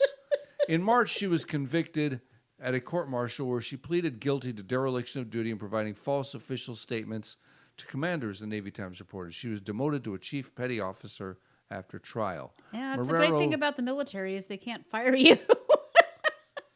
And throw you in the brig for a while. Marrero was relieved due to a loss of confidence in her leadership abilities. No kidding, said spokesperson Commander Cindy Fields. Yeah, not really setting a good example there. Booby. Navy senior enlisted leaders are expected to uphold the highest standards of responsibility, reliability, and leadership, and the Navy holds them accountable when they fall short of those standards, Fields said. Last week, a commander of the destroyer USS John McCain was relieved of duty after he was seen in a... Whose son apparently is not voting for Trump, so that's a big deal. And Chuck will talk about that too. Son? That doesn't matter. Yeah. She looks like a son. Anyway. No, not her. That's Oh, that's Liz Cheney. Yeah. I'm getting them all mixed up. Your Cheneys and your McCains mixed up. I'm Liz Cheney. Yes, I'm the real Cheney. And Bush, God bless him, just said, "I'm out. I ain't Bush nobody." is smart. Yeah. Bush ain't getting involved. Bush is all like, "I'm out of this, man." He's 100 years old. Just let him sit over in the corner. He's not that old. He's old enough. Yeah, I guess a commander of the USS destroyer USS John McCain, which was not shot down in Vietnam, was relieved of duty after he was seen in a photo firing. What? I hate it when Navy ships get shot down. I know, isn't that awful when Navy ships get shot down in Vietnam? Woo, doggy. Firing a rifle with a scope mounted backward. Oh, I remember that one. The image brought the Navy considerable ridicule on social media. Do they have the picture? Yeah, you can. There's photos. Click on the link. Okay. It's there. Yeah, I remember that. We talked about it. It's been a little while. It's been a while, but yeah, that was hilarious. Yeah. Okay. Is there any particular reason why I'm the one who has to read this one? No, I'm happy to do it. No, I'll do it. Yikes. Yeah, this is husbanding 101. Whatever this guy did, Don't do it. Yeah. An Indiana man admitted to putting a poisonous off-white powdery substance into his wife's Coca-Cola so he could kill her and marry her daughter. Oh, according to state court records. No. I'm going to let that sink in for a moment. No, Woody, not again. Bad Woody, bad. Leave Woody alone. So you got nothing to do with Woody. Alfred Ruff, 71, pleaded guilty to aggravated battery in July for trying to poison his wife. He was sentenced on Monday to 4 years in prison and 5 years of probation, Indiana court records show. Ruff told officers in January 2022 that he had been spiking his wife's drink over the last few months with a substance given to him by his wife's daughter. Wait, she was killing her own mom? Yeah. Who? According to it gets worse. According to a probable, because I did actually read this one in advance. He's 71? Yes. How old is this kid? We'll get there. Why isn't this all at the beginning? I don't know. They told us the brand name of the frickin' soda, but they couldn't tell us how old the kid was? By the time you're doing stuff like that, you're not a kid. Well. Anyway, Ruff's wife, who called the Wayne County Sheriff's Department and told them about her husband's actions, gave the responding deputy a pill bottle that contained the unknown powdery substance, the affidavit says. She also gave the deputy a Coca-Cola aluminum can that she drank and cut open. At the bottom of the can was an off-white residue, the document continued. So, did she start tasting it? How does she know? I'll be over here being quiet. You Thank you. Okay, sorry. Tell you all these things. Way over here, not reading. Murph. Another deputy took Ruff's wife to a hospital where she tested positive for having MDMA, cocaine, and benzos in her blood and urine, according to the affidavit. I don't think he put all of that in her Coke, did he? Yep. Wow. She denied using the drugs, the document says. Once the state changed the nature of the offense, he took responsibility for what he did wrong. Oh, whoopsie, me poisoning. His My defense bad. attorney told USA on Tuesday. That's the appropriate thing to do. When deputies interviewed a then 69-year-old Ruff at the sheriff's office in January 22, he told them that he was sexually involved with his wife's 31-year-old daughter from a previous marriage. That's like Kamala and what's his name? Willie Brown. Yeah. See, I told you I would let you know how old she was, and I told you. Isn't that great? He then explained that his wife's daughter gave him the pill bottle with a powdery substance. Do we know what this guy looks like? I want to see this not here, 71-year-old Alfred Ruff. But yeah, his wife's daughter wanted this. She was wanting him. She's kooky. They're both kooky. Anyway, his wife's daughter gave him the pill bottle with the powdery substance in September 2021 and instructed him to put it in her mother's drink, the court document continued. Ruff was the only person charged in connection with the crimes. McGurd. This is what the dude looks like. That's what the dude looks like. I'm not sure how his wife would have been attracted to him, let alone his daughter. He must be charming as heck in real life. I don't know. They just keep saying the daughter. She doesn't get a name. Ruff told the deputies that the drug, I don't know yet. It would make his wife go to sleep for 13 hours or so, the affidavit says. He also confessed that he put the drugs in the drink to eventually kill her, according to the document. The daughter and her female friend would call. See, there's a female friend involved, too. Oh, good grief. And tell Ruff to give the drugs to his wife, he told the deputies per the affidavit. This guy must have been hung like a horse. I couldn't say. Alfred you would then today? sprinkle. I couldn't say, and I wouldn't know. Alfred would then sprinkle some of the white powder in his wife's Coca-Cola can and then wait for her to fall asleep. The affidavit says the women would then come to Alfred's residence and put more of an unknown substance in Ruff's wife's drink and have her drink it. Once Ruff's wife was asleep, her daughter and her daughter's friend would put on a show for Ruff. He must have like really good drugs. The show involved the two women putting on Ruff's wife's negligees and then performing sex acts on each other. Oh, so they didn't actually touch him. I don't know. They were just messing with his head. Ruff also told authorities that while he was having sex with his wife's daughter or her friend, one of the women would steal some of his wife's personal items. He also admitted to paying the women to perform sex acts, the affidavit says. He looks like a guy who would pay for sexual acts. He looks like a guy who would have to. Yeah, there's that. He was just their sugar daddy. They were just making money off of him. The victim's daughter told Ruff she wanted to get mom out of the picture once she found out they were selling their home, according to the affidavit. The victim's daughter also mentioned a life insurance policy to Ruff that her mother had in place, the court document says. Ain't nobody showing pictures of these broads. Ruff confirmed to deputies that he gave his wife the powdery substance 12 times from September through December 2021. He also told deputies the victim's daughter said she and Ruff would get married after they took care of the wife, according to the court filing. Although Ruff acknowledged he knew the drugs would eventually kill his wife, he also said he gave her the substance just so her daughter and her daughter's friend could come over and have sex with him, according to the affidavit. Ew. Ruff came clean to his wife because he felt bad, he told deputies, per the affidavit. After she found it and reported it. He also detailed taking his wife to the hospital 6 times due to the symptoms she was having from the drug cocktail, including bad headaches, drowsiness, diarrhea, and lightheadedness, according to the court filing. This poor woman, she loses her daughter and her scary-looking husband at the same time. Husband's not a great loss, but... He's a creeper. Your own daughter? I mean, that's ow. That's horrible. The poor woman, that she had to look at that. And it still cheated on her. Ugh. Bleck. Huh. What is this? That's why we can't have... of him. Yeah, that's why we can't have nice things, ladies and gentlemen. Yipe. One more. This one hurts my heart. And it hurt a lot of other people's hearts too. So,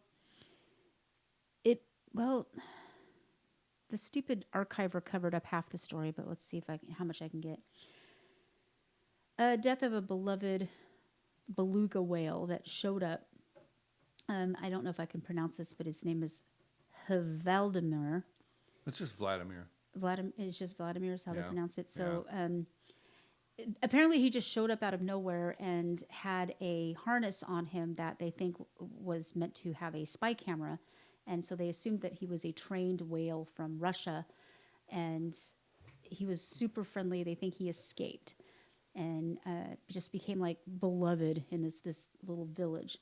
So they're not sure where he came from, but anyways, 2 Norwegian animal rights groups alleged on Wednesday that he was shot to death. And I accidentally was stupid enough to go look at the pictures, and I should not have. One whale and NOAA are calling for a criminal investigation based on compelling evidence that the whale was killed by gunshot wounds. So this whale, there's video after video after video of him just coming up to a boat, and he loved pets, and he liked you to scratch around his blowhole, and he was just like really friendly. He actually one time retrieved, somebody dropped their phone, and he retrieved it for them. I mean, he was just the neatest thing. Anyways, several veterinarians, biologists, and ballistics experts have reviewed the evidence of Vladimir's injuries, determining that the whale's death was the result of a criminal act. That is sad. The post included pictures of what appeared to be holes and streaks of blood on the lifeless body of the whale. They weren't able to verify the claim, but it was pretty obvious that's what happened. I just can't imagine who would do such a thing other than, I guess, the Russian guy that was sent in. I mean, it's not like he was going to tell him anything. Yeah. The organizations filed a police report to the Sands Police Department and the Norwegian National Authority for Investigation and Prosecution of the Economic Environmental Crime. The Southwestern Police District confirmed to CNN on Wednesday that it has received a request to investigate the death of Vladimir, though the unit has yet to determine whether it will open a formal inquiry. I don't think we've seen a case like this before. He was kind of a celebrity. I'm going to go see if I can find video of him. The thing that strikes me about the source of this news, I've never seen 3 networks on one channel before. 3 networks on one channel? Local News 8, ABC. Well, it's local news, so maybe that's the best they can do. I don't know. That's weird. That is weird. It's basically CNN. They're all owned by the same people now, so. Yeah, that's true. Okay, so the beluga was named by combining the Norwegian word for whale, hval, with the first name of the Russian President Vladimir Putin. He was lifted out of the water with a crane and taken to a nearby harbor where experts were to examine. The marine biologist told the station that his cause of death was not immediately clear and that no major external injuries were visible. There were major external injuries. I saw them. He was definitely a trained animal, and evidence suggested that the whale had come from Russia. The harness that he appeared in was specially made and had mounts for GoPro cameras on each side of it. The harness clips read Equipment St. Petersburg, only contributed to the popular theory that he came from Russia and was trained by the Russian Navy.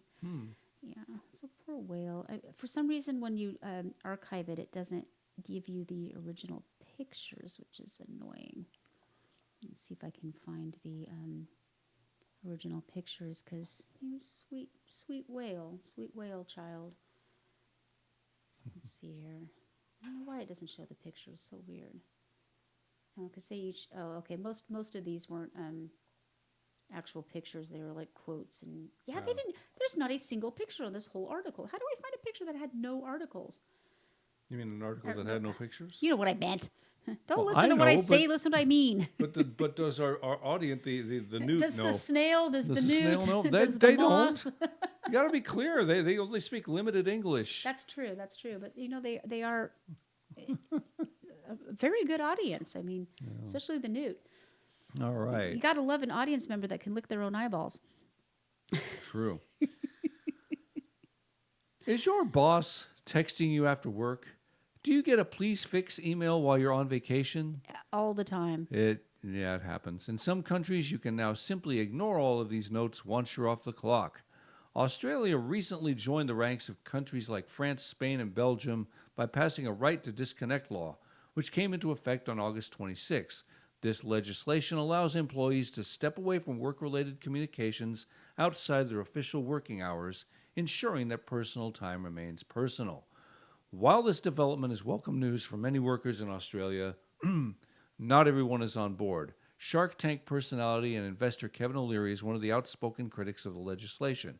This kind of stuff just makes me crazy. It's so dumb. Who dreams this crap up is my question. And why would anybody propose such a stupid idea? He said in a clip he shared of a recent interview with Fox.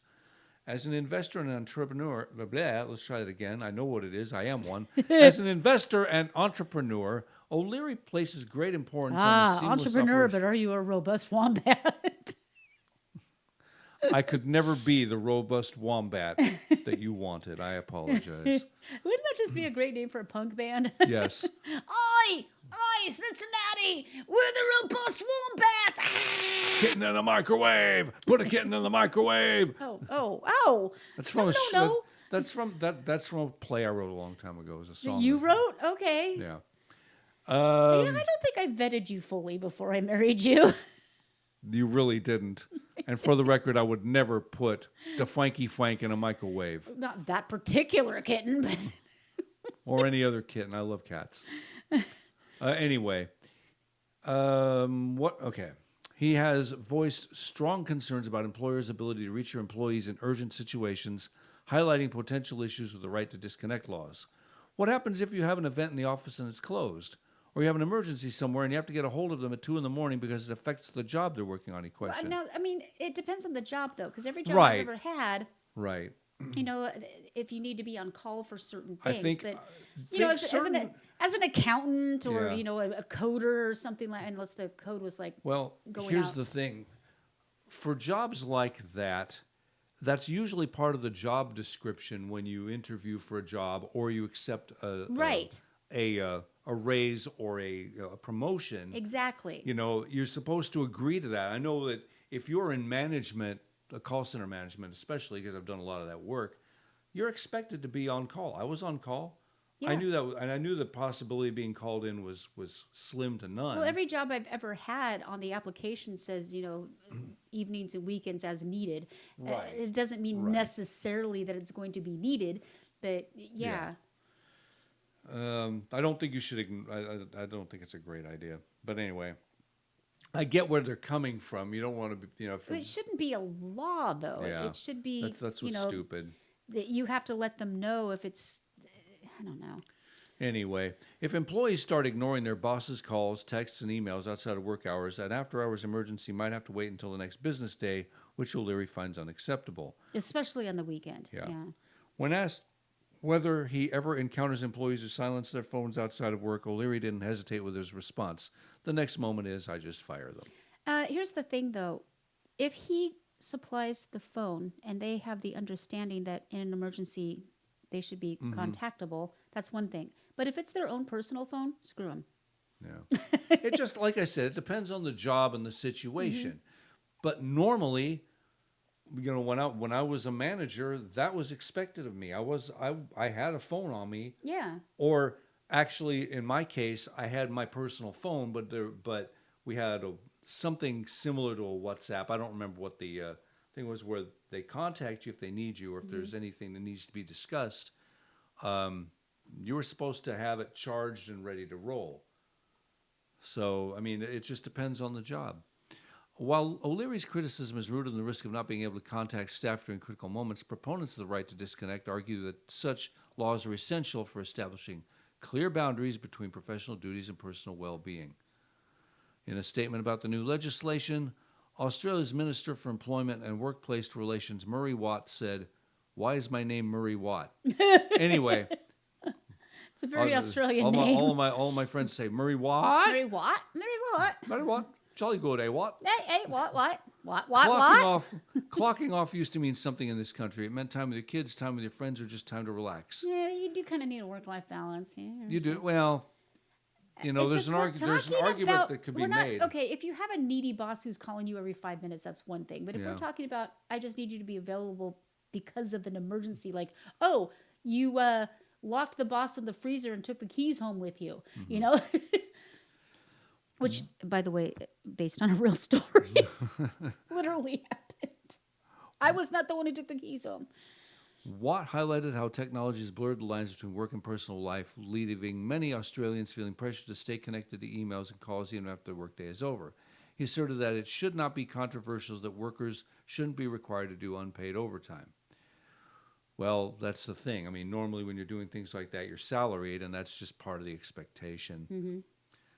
Despite the, while the U.S. doesn't have the right to disconnect laws at the federal level, California made an attempt to introduce such legislation. Assembly Bill 2751, spearheaded by Assemblymember Matt Haney, was designed to establish this right for employees across the Golden State. According to the Legislative Council Digest, this bill would require a public or private employer to establish a workplace policy that provides employers the right to disconnect from communications from the employer during non-working hours except as specified.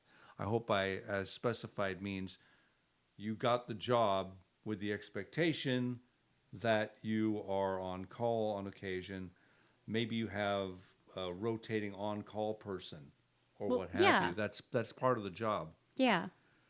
Anyway, despite the potential impact, it did not come to fruition, thank God. The bill was shelved for the 2024 legislative session, putting a temporary halt to the push for a formal right to disconnect in the formal right to disconnect. The formerly Golden State. Yes. Well, folks, we're going to let Chuck say a few words, and we will be right back with Florida Man. You know you want it.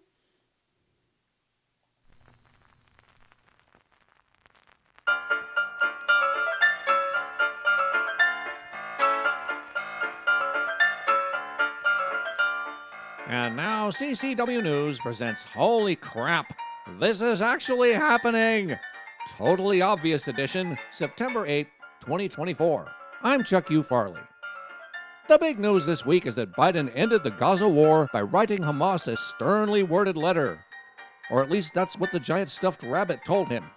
Hamas responded by sending him a video of them brutally murdering an American citizen they've been torturing since October 7. It seems that once you've exchanged the Merchant of Death for a barely passable WNBA pothead, there's not much leverage left when negotiating with terrorists. This isn't the first sternly written letter that the Biden regime has penned on the subject. Last year, his handlers had him sign 2 letters, one to Israel supporters promising to end the war by sending the IDF a continuous stream of U.S. tax dollars, the other to Palestine supporters promising to end the war by sending Hamas a continuous stream of U.S. tax dollars. Back when all social media platforms were run by easily triggered, censorious government shills, they all agreed that the scary-looking gun emoji should be replaced with a kinder, gentler-looking squirt gun. Because priorities? Recently, the no longer lefty ex-Twitter platform reverted the squirt gun emoji back to its original pistol design, setting off lefties because they honestly believe that seeing a tiny picture of a pew-pew will lead to more real-world violence. Because of such egregious allowances of free speech, Brazilian Supreme Court Justice Alexandre de Moraes blocked ex-Twitter from the entire country after demanding that the platform suspend accounts he didn't like in order to save their democracy.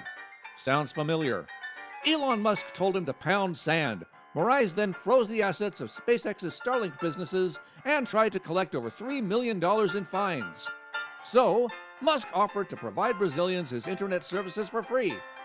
Moraes also threatened any Brazilian who tried to bypass his censorship by using a VPN with fines up to $9,000 per day. Overkill much there, Goebbels? Turkey became the first NATO country to apply for BRICS, the economic alliance that includes such bastions of free speech and human rights as Russia, China, Iran, South Africa, and of course, Brazil. For some strange reason, the U.S. armed forces are facing a recruiting shortage. The lack of manpower, woman power, and trans power has led to the Navy sidelining 17 vessels. Meanwhile, while the Navy has a surplus of ships, it has run out of pants and won't have any more till October. I swear, I am not making this up. Officials aren't worried, though, since DEI practices have not only reduced the number of servicemen, but also reduced the number of men who would wear pants anyway. Men who identify as bullies who pretend to be women have won yet another victory, this time in Australia. A man who calls himself Roxanne Tickle, I swear I am not making this up, sued the owner of the female-only social networking platform Giggle for Girls after he was denied access because, despite his ridiculous name, he was obviously a man. Giggle was set up as a safe space for women to discuss and share their experiences, but the Federal Court of Australia ruled that it is sexual discrimination to allow actual women any safe spaces. Several lifelong Democrats have publicly endorsed President Donald Trump since the coup that euthanized Biden and installed diversity hire Harris, who has yet to receive a single vote. Other issues cited are wide-open borders, state-sanctioned child mutilation, a failing economy, and funding both sides of several hot wars. Most notable are Elon Musk, Tulsi Gabbard, and RFK Jr., who suspended his own presidential run to do so.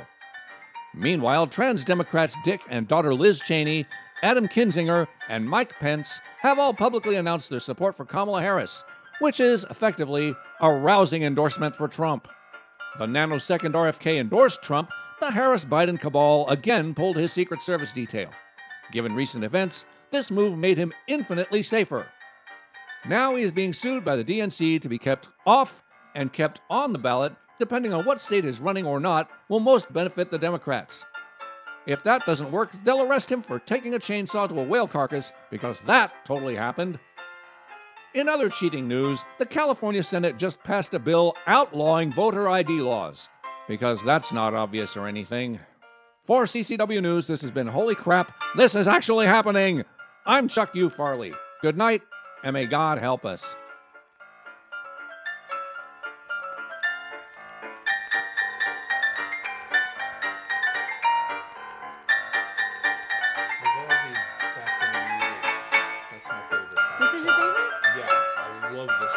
I think the name of the song is Bad Idea.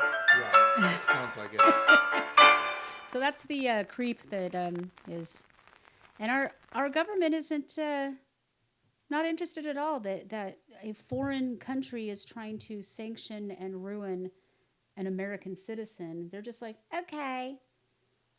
It just shows you the state of. Just don't get me started. Yeah. So that is where we are at right now. But like I promised. Like she promised. Ever had a day you felt so stupid, lacking a brain?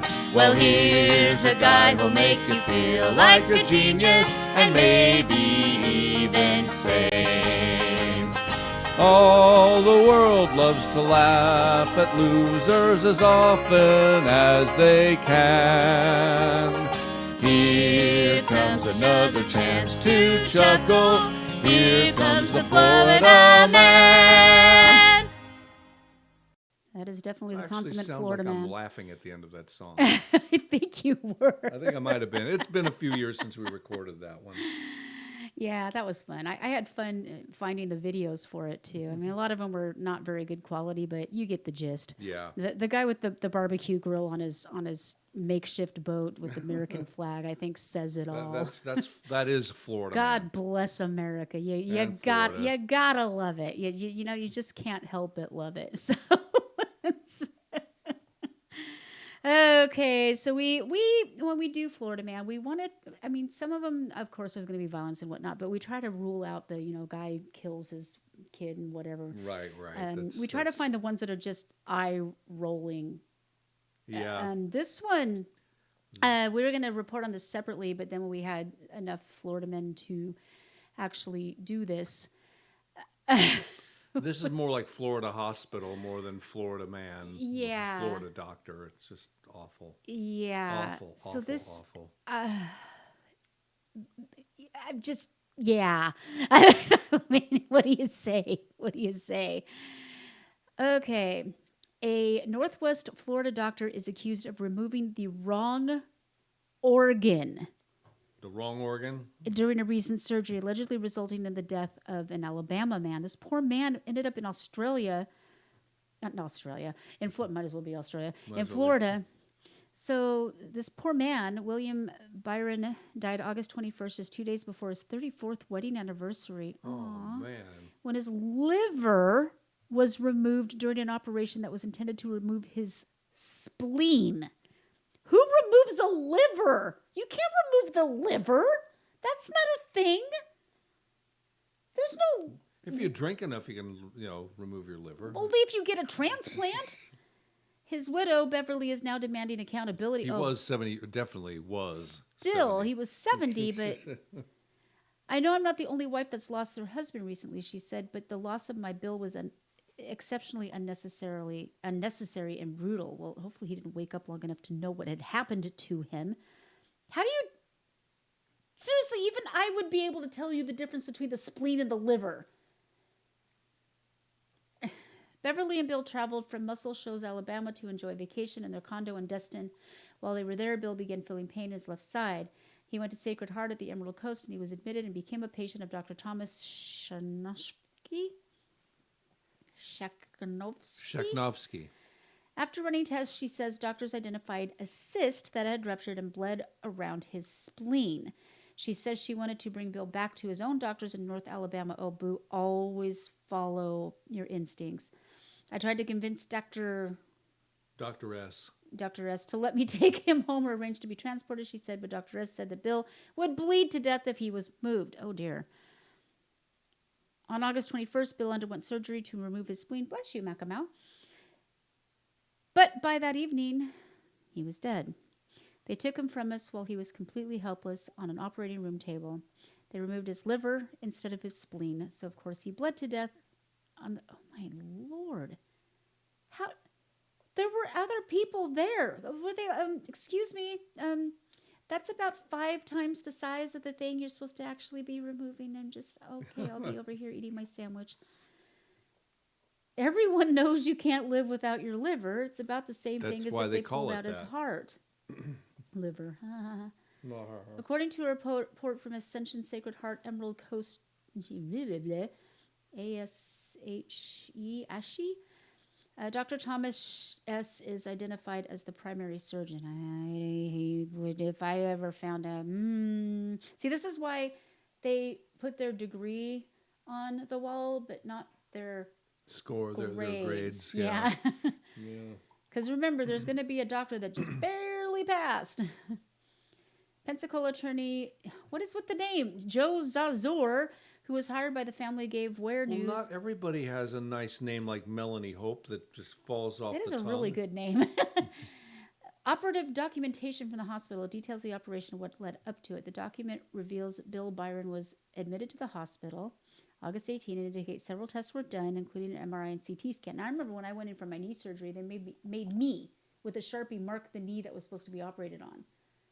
Well, you can't really do that to your spleen. No, you really can't. Maybe take an MRI or something, like put circle a it. big This go thing right approximately here. Right here. Yeah. Okay, so my client went to Sacred Heart. He was treated by Dr. S and recommended they go through a splenectomy, removal of the spleen. Well, no, it said there was stuff around the spleen. It didn't say there's anything wrong with the spleen itself. When Bill went into surgery, Zazor says that's when something went wrong. You think? Something like removing the wrong organ, maybe? The report states Bill lost a lot of blood during the procedure and his blood pressure dropped abruptly, sending him into cardiac arrest. Efforts to resuscitate him were unsuccessful, according to the document. Zazor also provided the surgical pathology report from the hospital. It showed the organ labeled, quote, spleen was something else. Oy vey. Dr. S was intending to take out the spleen. When the spleen was sent to pathology at the hospital, the pathologist at the hospital after the procedure was over said, "This is not a spleen. This is a liver." Zazor pointed to the operative document saying that's not what the doctor reported. The doctor reported as if it was a spleen complication. Of course he lied. And that the patient had actually died from a spleen operation that went bad. So he was lying. Zazor intends to file So you a were civil lying. lawsuit. Yeah. Dude screwed up, murdered somebody, and lied about it. And has he been suspended? Has he been fired? Is he still butchering people? Maybe he can go work for one of those hospitals that does that thing with the children's genitals. It sounds like he'd be good at that. They're being protective. They're not saying anything yet. This poor woman. I can't even imagine that. Could you imagine if I'd gone to the hospital that day and they'd I don't know, taken just some other organ that was perfectly healthy. Well, especially since you went in for your heart, it would really suck if they wanted to remove that. But yeah, to take out your liver instead of your spleen. I mean, come on. I mean, seriously. Yeah. There's one thing to say the doctor doesn't know his ass from the hole in the ground, but there's another thing to say he doesn't know the spleen from the liver. I'm just saying. You had one job, dude. One job. Well, we're just going to assume that this guy was a real doctor, because this guy, not so much. Well, I was just going to joke about it, but a man accused of portraying himself as a medical doctor. Did you have a better joke? Did you have a better joke? Did you have a better joke? Yeah. Did you? What was it? A man accused of portraying himself as a medical doctor in Florida and operated on a dude's liver is wanted by the Metropolitan Bureau of Investigation. Seriously. Oh, man. Wow. The FBI announced Tuesday an arrest warrant for Juan Carlos Ignacio Munoz Melgar. You don't get all the names, Juan. You cannot have them. First of all... He even tried to steal mine. He wound up with Munoz, but come on. Yeah, that's really close. Yeah, this is not the same doctor, just for the record. No, it's not. On charges of practicing medicine without a license. Munoz Melgar was previously arrested on November 15, 2023, following an investigation in his Orlando office located at 11301 South Orange Blossom office Trail. And everything? Yeah. You're just like, okay, I'm a doctor now. In which he targeted specific groups who he felt would pay him cash and not ask questions, according to the news release. Always something to look for in a doctor. Willing to take cash and not ask questions. Not ask questions. He was charged with practicing medicine without a license and misleading the public that a person is a licensed medical doctor. He identified other groups he would not see as patients because he believed they would sue him, said the news release. Oy. Dude bonded out of jail following the November 2023 arrest, but agents received tips he was continuing to practice medicine without a license from a home in St. Cloud, the FBI said. Oh, what an idiot. What an idiot. The only bigger idiots are the ones that were he got people to pay him. Yeah, I was gonna say he's not that dumb because somebody but actually. Did he actually do anything? I mean, did he actually cure any of their problems? I can't imagine that he would be allowed to prescribe anything. And I mean, what else? It didn't. That picture's misleading, so I'm going to skip the picture in the next article because it was very misleading. So the headline of this is, Internet tells Florida man to burn his car after they find out what's living inside of it. And I'm sure everybody immediately goes, oh, it was spiders, wasn't it? Not yet. A man who brought his car to a garage to get fixed never expected what he would find when it was finally returned. Reddit user Mason, who posts to the site under who cares, blah, blah, blah. 8,000 upvotes. Found these in my car door after getting it back from a repair shop. The image showed multiple white clumps. I see these all the time. I know what those are. On the inside of his door, covered with cobwebs, something that will get arachnophobes' hearts racing. You know, I've heard that word a million times, but I've never actually seen it in print. Huh. Usually it's the opposite for me, that I've seen it and I don't know how to pronounce it. Yep. Like reading the entire series thinking that her name was Hermione. Mason from Tampa, Florida told Newsweek that they were egg sacs and said he removed them as soon as possible after taking the photograph. You'd think that the car repair shop would have done that. Reddit commenters were horrified by the photo, with one saying that they would nuke the car and another adding, if you ever wanted to torch a car, now's your chance. Well, the thing is... Set it on fire. He said, now I'll be selling that car tomorrow. Other commenters said the sacs were from a brown widow spider, one of 4 widow species that can be found in Florida.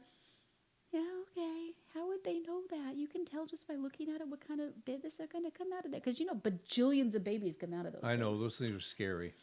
Get them out before they hatch because each egg sac can have over 100 baby spiders in there, one user posted. Another wrote, definitely brown widow sacs. Congrats on the new family. While unlikely to bite, brown widows reproduce quickly and frequently. The FDAC says, and it can be abundant on man-made structures such as houses, garages, or, in Mason's case, cars. Their egg sacs are identifiable by being spherical with silk tufts, while other widow species sacs are pear-shaped. Well, the more you know. If Mason's Reddit photo wasn't nightmare-inducing enough, he told Newsweek there was one more interesting thing in his car after his trip to the repair shop. I found a small hornet's nest in both the passenger and driver's side doors exterior. What did they do? Just leave the door open? Or like all the doors open in the middle of a field? I don't know. Small hornet's nest on both the passenger and driver's side doors exterior, and there was also one under my car's hood. Yarg. Luckily, they were abandoned. How long did this repair shop have his car? Mason did not contact the repair shop after making the discoveries, instead simply removing the nests and egg sacs and posting the finds to Reddit. He wrote in a comment that his car had been in the repair shop for several months and only recently noticed the egg sacs after having it back for a few... Oh, he had those in there for a few weeks. They must be dormant or dead. As for the massive response it had online, it's nice seeing everyone as freaked out as I was about it. Yee! So hornet's nests and spider egg sacs. Yeah, they must have just had the doors open or something. Why would you have your car at a repair shop for months? Gosh, I hope that's not what's going to happen to us. I think ours is a lot more simple, and I think probably in his case he may not have had the money to pay them. Which we don't either. So head over to CounterCultureWISE.com and help us with our repair fund. Actually, the car formerly is the parked beer outside. fund. Formerly yeah. Okay. Next, Florida man. Another terrifying thing. A family in DeLand experienced a terrifying ordeal on Sunday afternoon when bullets began flying into their home. Bullets? The Volusia... Bullets? Bullet? Like bang bang? Yeah. The Volusia County Sheriff's Office said the family quickly took cover and called 911 for help. Body camera video documents when deputies arrived at the home on Evergreen Trace at 12:30. My girl and my son are in the bathroom laying down, one of the victims said. They just walk out. Okay, everybody else is laying down. I'm fine. My girl and my son are in the bathroom laying down, one of the victims said after the bullet struck the home. The adults and children were evacuated from the home, and deputies began to search the area for the shooter, the sheriff's office said. After a brief search, it was discovered that the shooter turned out to be an intoxicated neighbor on nearby Virginia Avenue who was shooting at a tree in his backyard, the news release stated. Shooting When deputies confronted 38-year-old Alex Kudlak, he told them, "Yeah, I'm a dumbass." Do you think that was the word he used? That was the exact word he used, yes. Okay, because all I've got is stars. I'm sorry. Dumb Alex, dumb there's... Axel, a dumb Abercrombie. There was no A. It just says dumb star. Okay. There could have been a lot of different 4-letter words in there. That's fine. You chose a 3-letter word because you're cute. Kudlak was arrested and booked into the Volusia County Jail for 1 count of shooting into a dwelling, 1 count of using a firearm while under the influence, 2 counts of child endangerment, 1 count of criminal mischief. Criminal mischief. Good grief, dude. Why would you shoot at your poor innocent tree? And you're in a neighborhood. It's not like you're out here on 5 acres of nothingness. You're in a neighborhood. We actually have a firing range in our neighborhood. Yeah, like right down the road. Yeah, we could go in our backyard and shoot guns anytime we wanted to. Get us some guinea hens. Did I say that out loud? Yeah. Read. Actually, I haven't heard them for a while. Maybe they already got them. Yeah, we hear people banging around out here all the time. So, this guy may be able to run for vice president before very long. Yeah, if that if that Waltz character doesn't work out, this guy, we can take him. Florida man fakes military service, forges DD-214 document to get benefits. What a tool. What an absolute tool. Crystal River of Florida. A Crystal River man was arrested after he faked service in the military and forged a DD-214 document, affectionately known as the WD-40 in this household. Yes, it is. I've had to pull that out quite a bit lately. Yeah. But it paid off. Yeah. Good jobs. Officials suspected Brandon Jess Cox of forging the document and submitting it to the Florida Department of Highway Safety and Motor Vehicles. A DD-214 document is a certificate of release discharge from active duty in the military. The United States Department of Defense issues that to service members after they retire, leave, or are discharged from active duty. These forms also help members access benefits and veterans organizations, which are life-saving. Thank Jesus that we had access to that.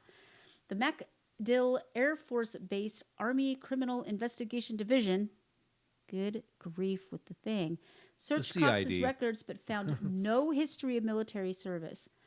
Cox was arrested on charges of knowingly making false statements, as opposed to like, whoopsie doodle, did I slip into that DD-214?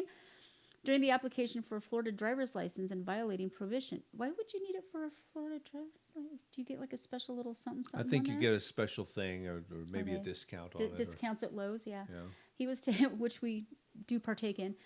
He was taken to Citrus County Detention Facility. Cox, who is also a registered sex offender, he's a winner, is being held without bond. Well, without bond. No Goldfinger movie for you. Really? I don't know. Really? I'm in a weird mood. My. Be careful what you compliment people on. Yeah. Watch out, because people out there get really offended if you tell them their car is awesome. You're up. It's all you, boo.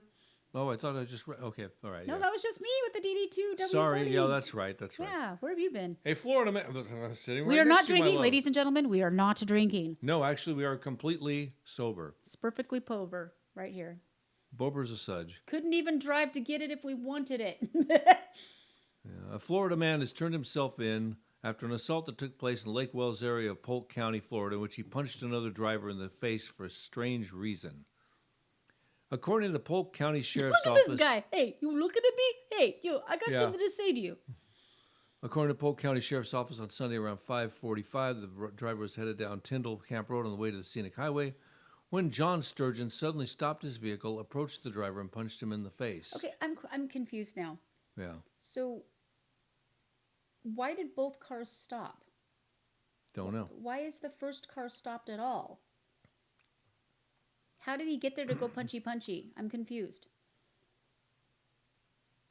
Deputies asked the victim what might have been the provocation of the attack, and the victim said he waved his hand at Sturgeon, a 53-year-old, and told him he had a nice car.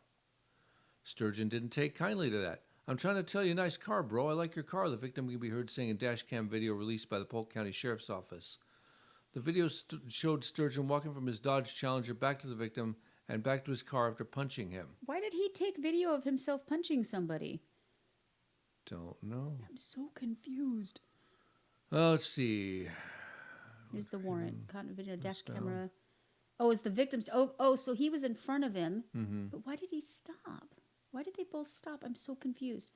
Okay, 53-year-old sturgeon winner caught victims. Yeah, dash it's the camera, same thing that just said. Blardy. Polk County Deputies Sheriff asked, said they went to blah, Sturgeon's home in Winter 5'9", Haven, Crime Stoppers, yardy. but he wasn't there, so they issued a warrant for his arrest. After his road rage video went viral in the area, he turned himself in. I'm still so confused, though, why were both cars pulled over on the side of the road? And he gets out, and he comes back and punches the guy, so why was that? Because we're missing something. Yeah, There's more to this story. There's a very There's more limited. to this story. I call foul. Boo. Well, I'm already bored with it, so we're moving on. I'm so easily bored. I call foul. Boo. All right. This one's going to be interesting. Attempted Walmart kidnapper had active GPS anklet on when he tried to shove a woman into his car. Good old Florida. Juan Perez was arrested and charged with armed robbery with a deadly weapon, aggravated battery with a deadly weapon, battery, and attempted kidnapping, but no mischievous mischief, with intent to inflict harm after the incident that unfolded at the Walmart on South Goldenrod Road on Monday afternoon, according to Orlando Police Department.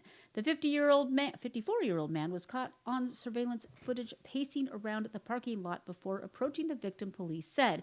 Perez allegedly demanded the woman's purse at knife point before forcing her into the trunk of her own car. So here's dude, and there's trunk. Okie dokie.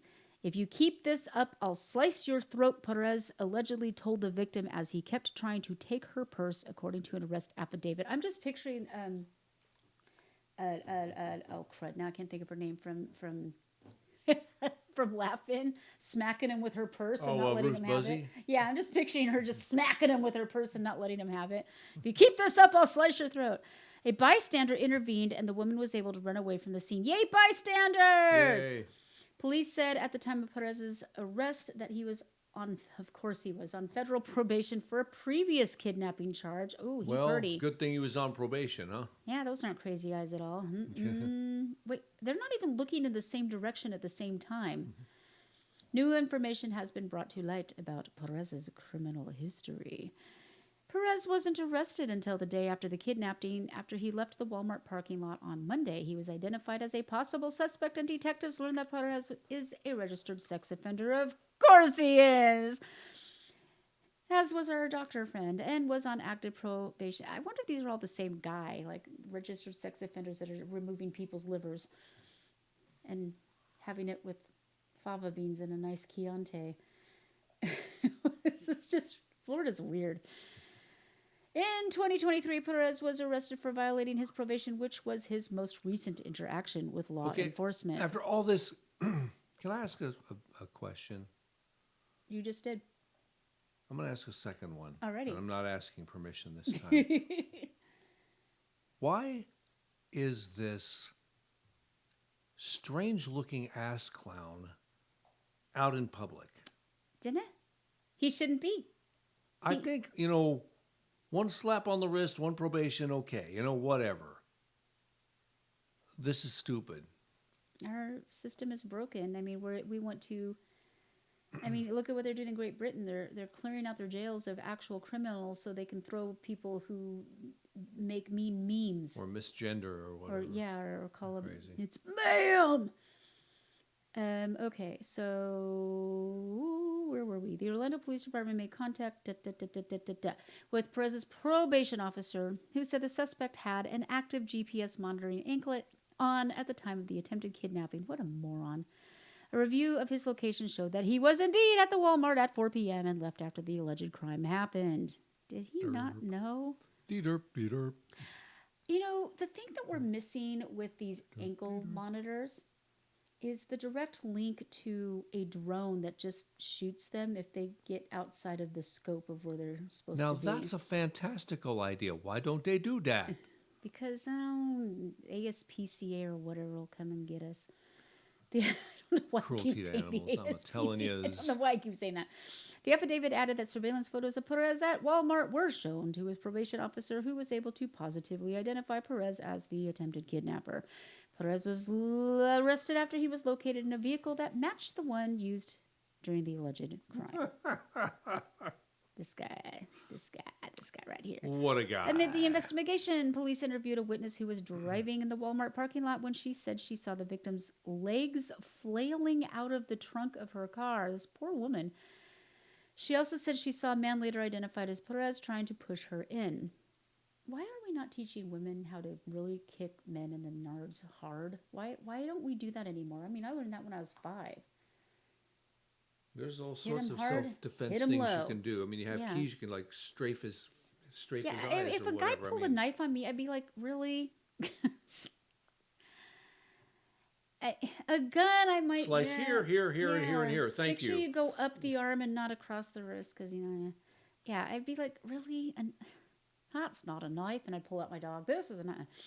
The witness stopped immediately to ask if they were okay, and she yelled help. So she parked in the same row next to them to try and help. That's when Perez ran off. Well, thank goodness. Thank goodness for her. Treasure too. goof. God bless that woman Total who, goof, I mean, Perez. I'm digging all over this woman. God bless her for having the guts to do that, because I noticed that no men stopped. Well, folks, it has been 2 hours of sheer enjoyment, and we like to end on a high note. So before we head out, let's head in to news of the Wonderfuller.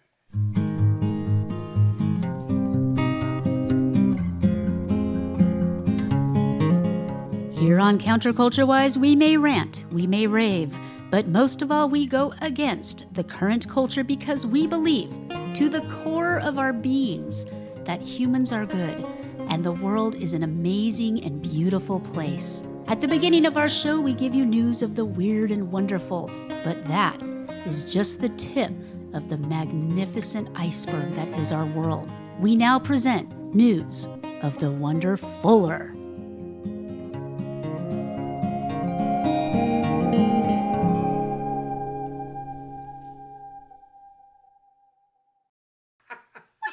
Shatner-esque delivery. Really? The tip of the iceberg. I'm not talking like that. I'm playing with you. You're a creep. It's like, I'm a weirdo. I love your Shatner-esque delivery. I'm like, I'm not talking like that. Yeah. What would Frankie say? Cram it, Baldy. Cram it, Baldy. She's trying to talk. So, You think you can do better? You think you can do better? You know, he likes me more than you. He's supposed to be your kitty, but he likes me more than you. Well, he is, but yeah, he likes you too.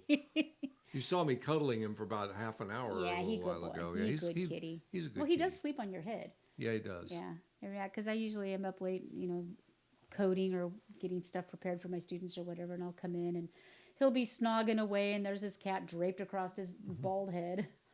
He good kitty. But the minute I come in, he's all mine. Yeah. He's got this place right on my side that he likes to lay. And no matter where I stick him, he'll purr and cuddle. And then he's if like, the dog's on the bed with us, he'll just be next to the dog. He and the dog are best buddies. Best buddies, yeah. They play together. They cuddle together. Absolutely. When we tried doing our live stream earlier and it didn't work, that's what I put up as the thumbnail, was the picture of him and Sadie sleeping together.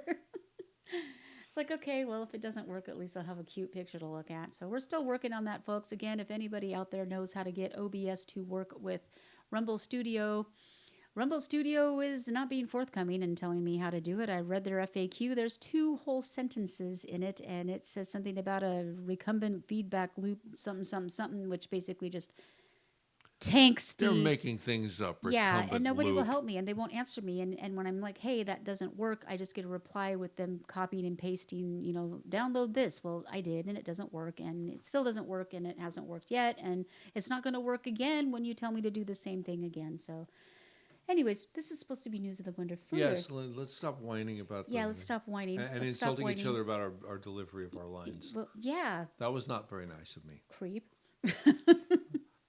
Remember where you have to sleep tonight? On the couch. Yeah.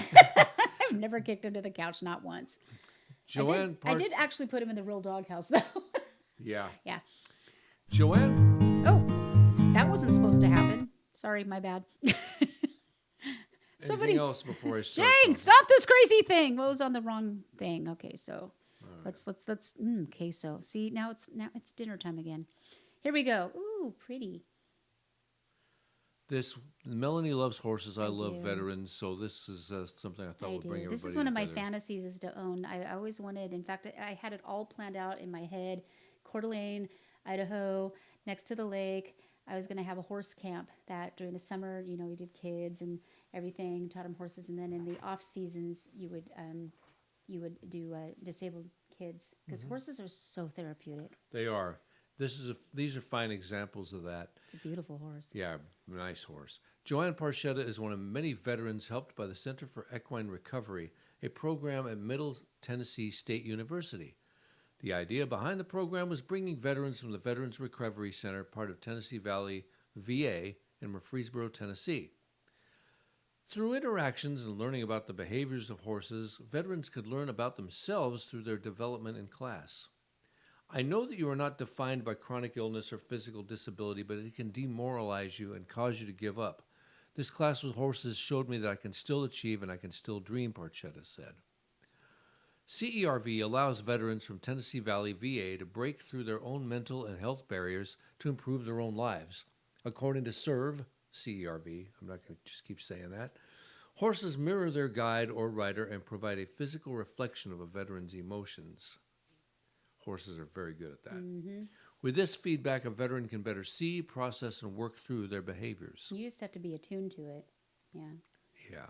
The program is set up to safely assist and encourage veterans to succeed in overcoming some of the fears we might have of large animals or horses, but also to build our self-confidence and learn to trust others and ourselves again, said Lee Ferris, who's been a part of CERV since 2023.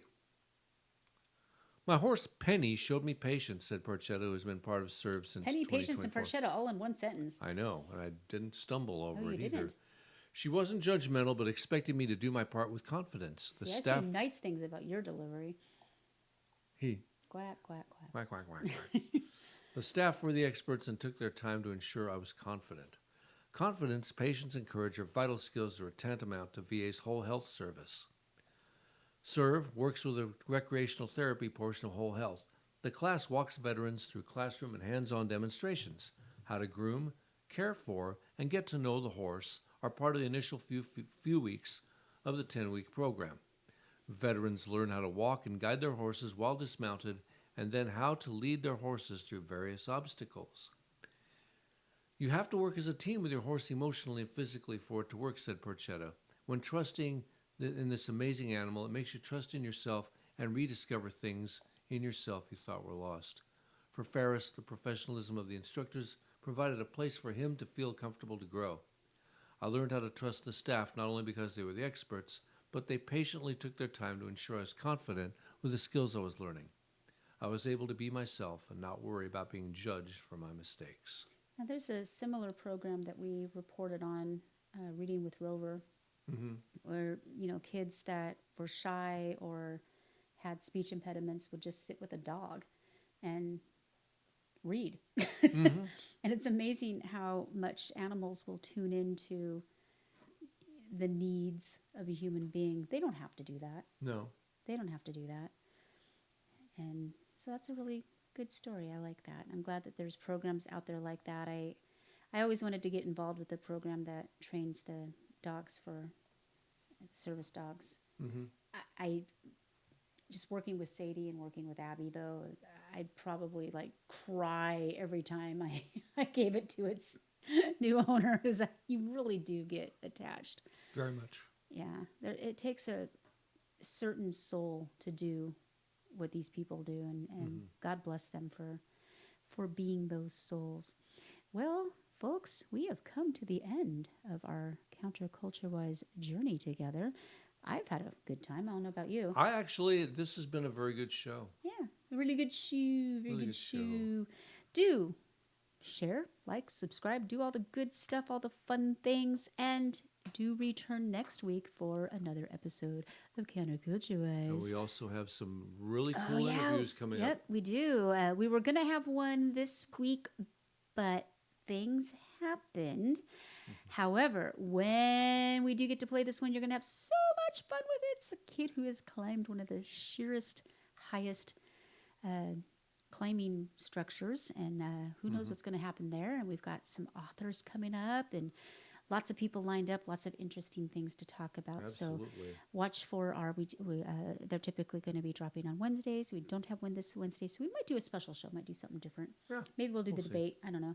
And I'm usually working Wednesday nights, so and if it drops, it drops. And then, of course, head on over to, holy crap, this is actually happening. Separate channel on YouTube, also on BitChute and Rumble, and our locals channel for the animated version of the Holy Crap segment. Folks, it's been amazing. May you go forth and or fifth, or sixth, and have an amazing week. And we we'll love you. see Thank you so much for your support. We'll see you.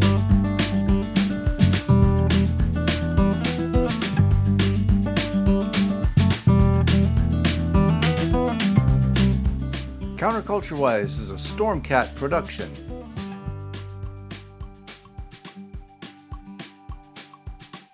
Thank you for joining our growing family of listeners. All links from the show are available on our website, CounterCultureWISE.com. Find our archives on any of your favorite podcast hosts. We engage in satire, commentary, and generally laugh at the ridiculousness of our crumbling society. Our only medical or financial advice is to not follow any financial and medical advice given by podcasters. Our animations, interviews, Holy Crap segment, and other videos are put out on BitChute and Rumble, and only in part on YouTube because they hate free speech. Our show is entirely funded by listeners like you. Visit our ever-expanding merch store or our Subscribe Star, where you can get outtakes, extra videos, and sneak peeks. If you would like to be a guest on our program, feel free to contact us via our website. Just click on the link at the top that says, "Be a guest on our show." For more fun and cat pics, please visit our Facebook, Twitter, or Instagram. For complaints about our show, please fill out the ID10T form on our website, and we will give it the attention it deserves.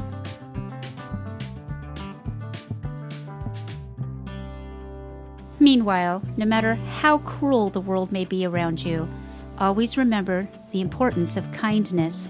Be kind to each other, be kind to animals, and be kind to yourself. See you next week.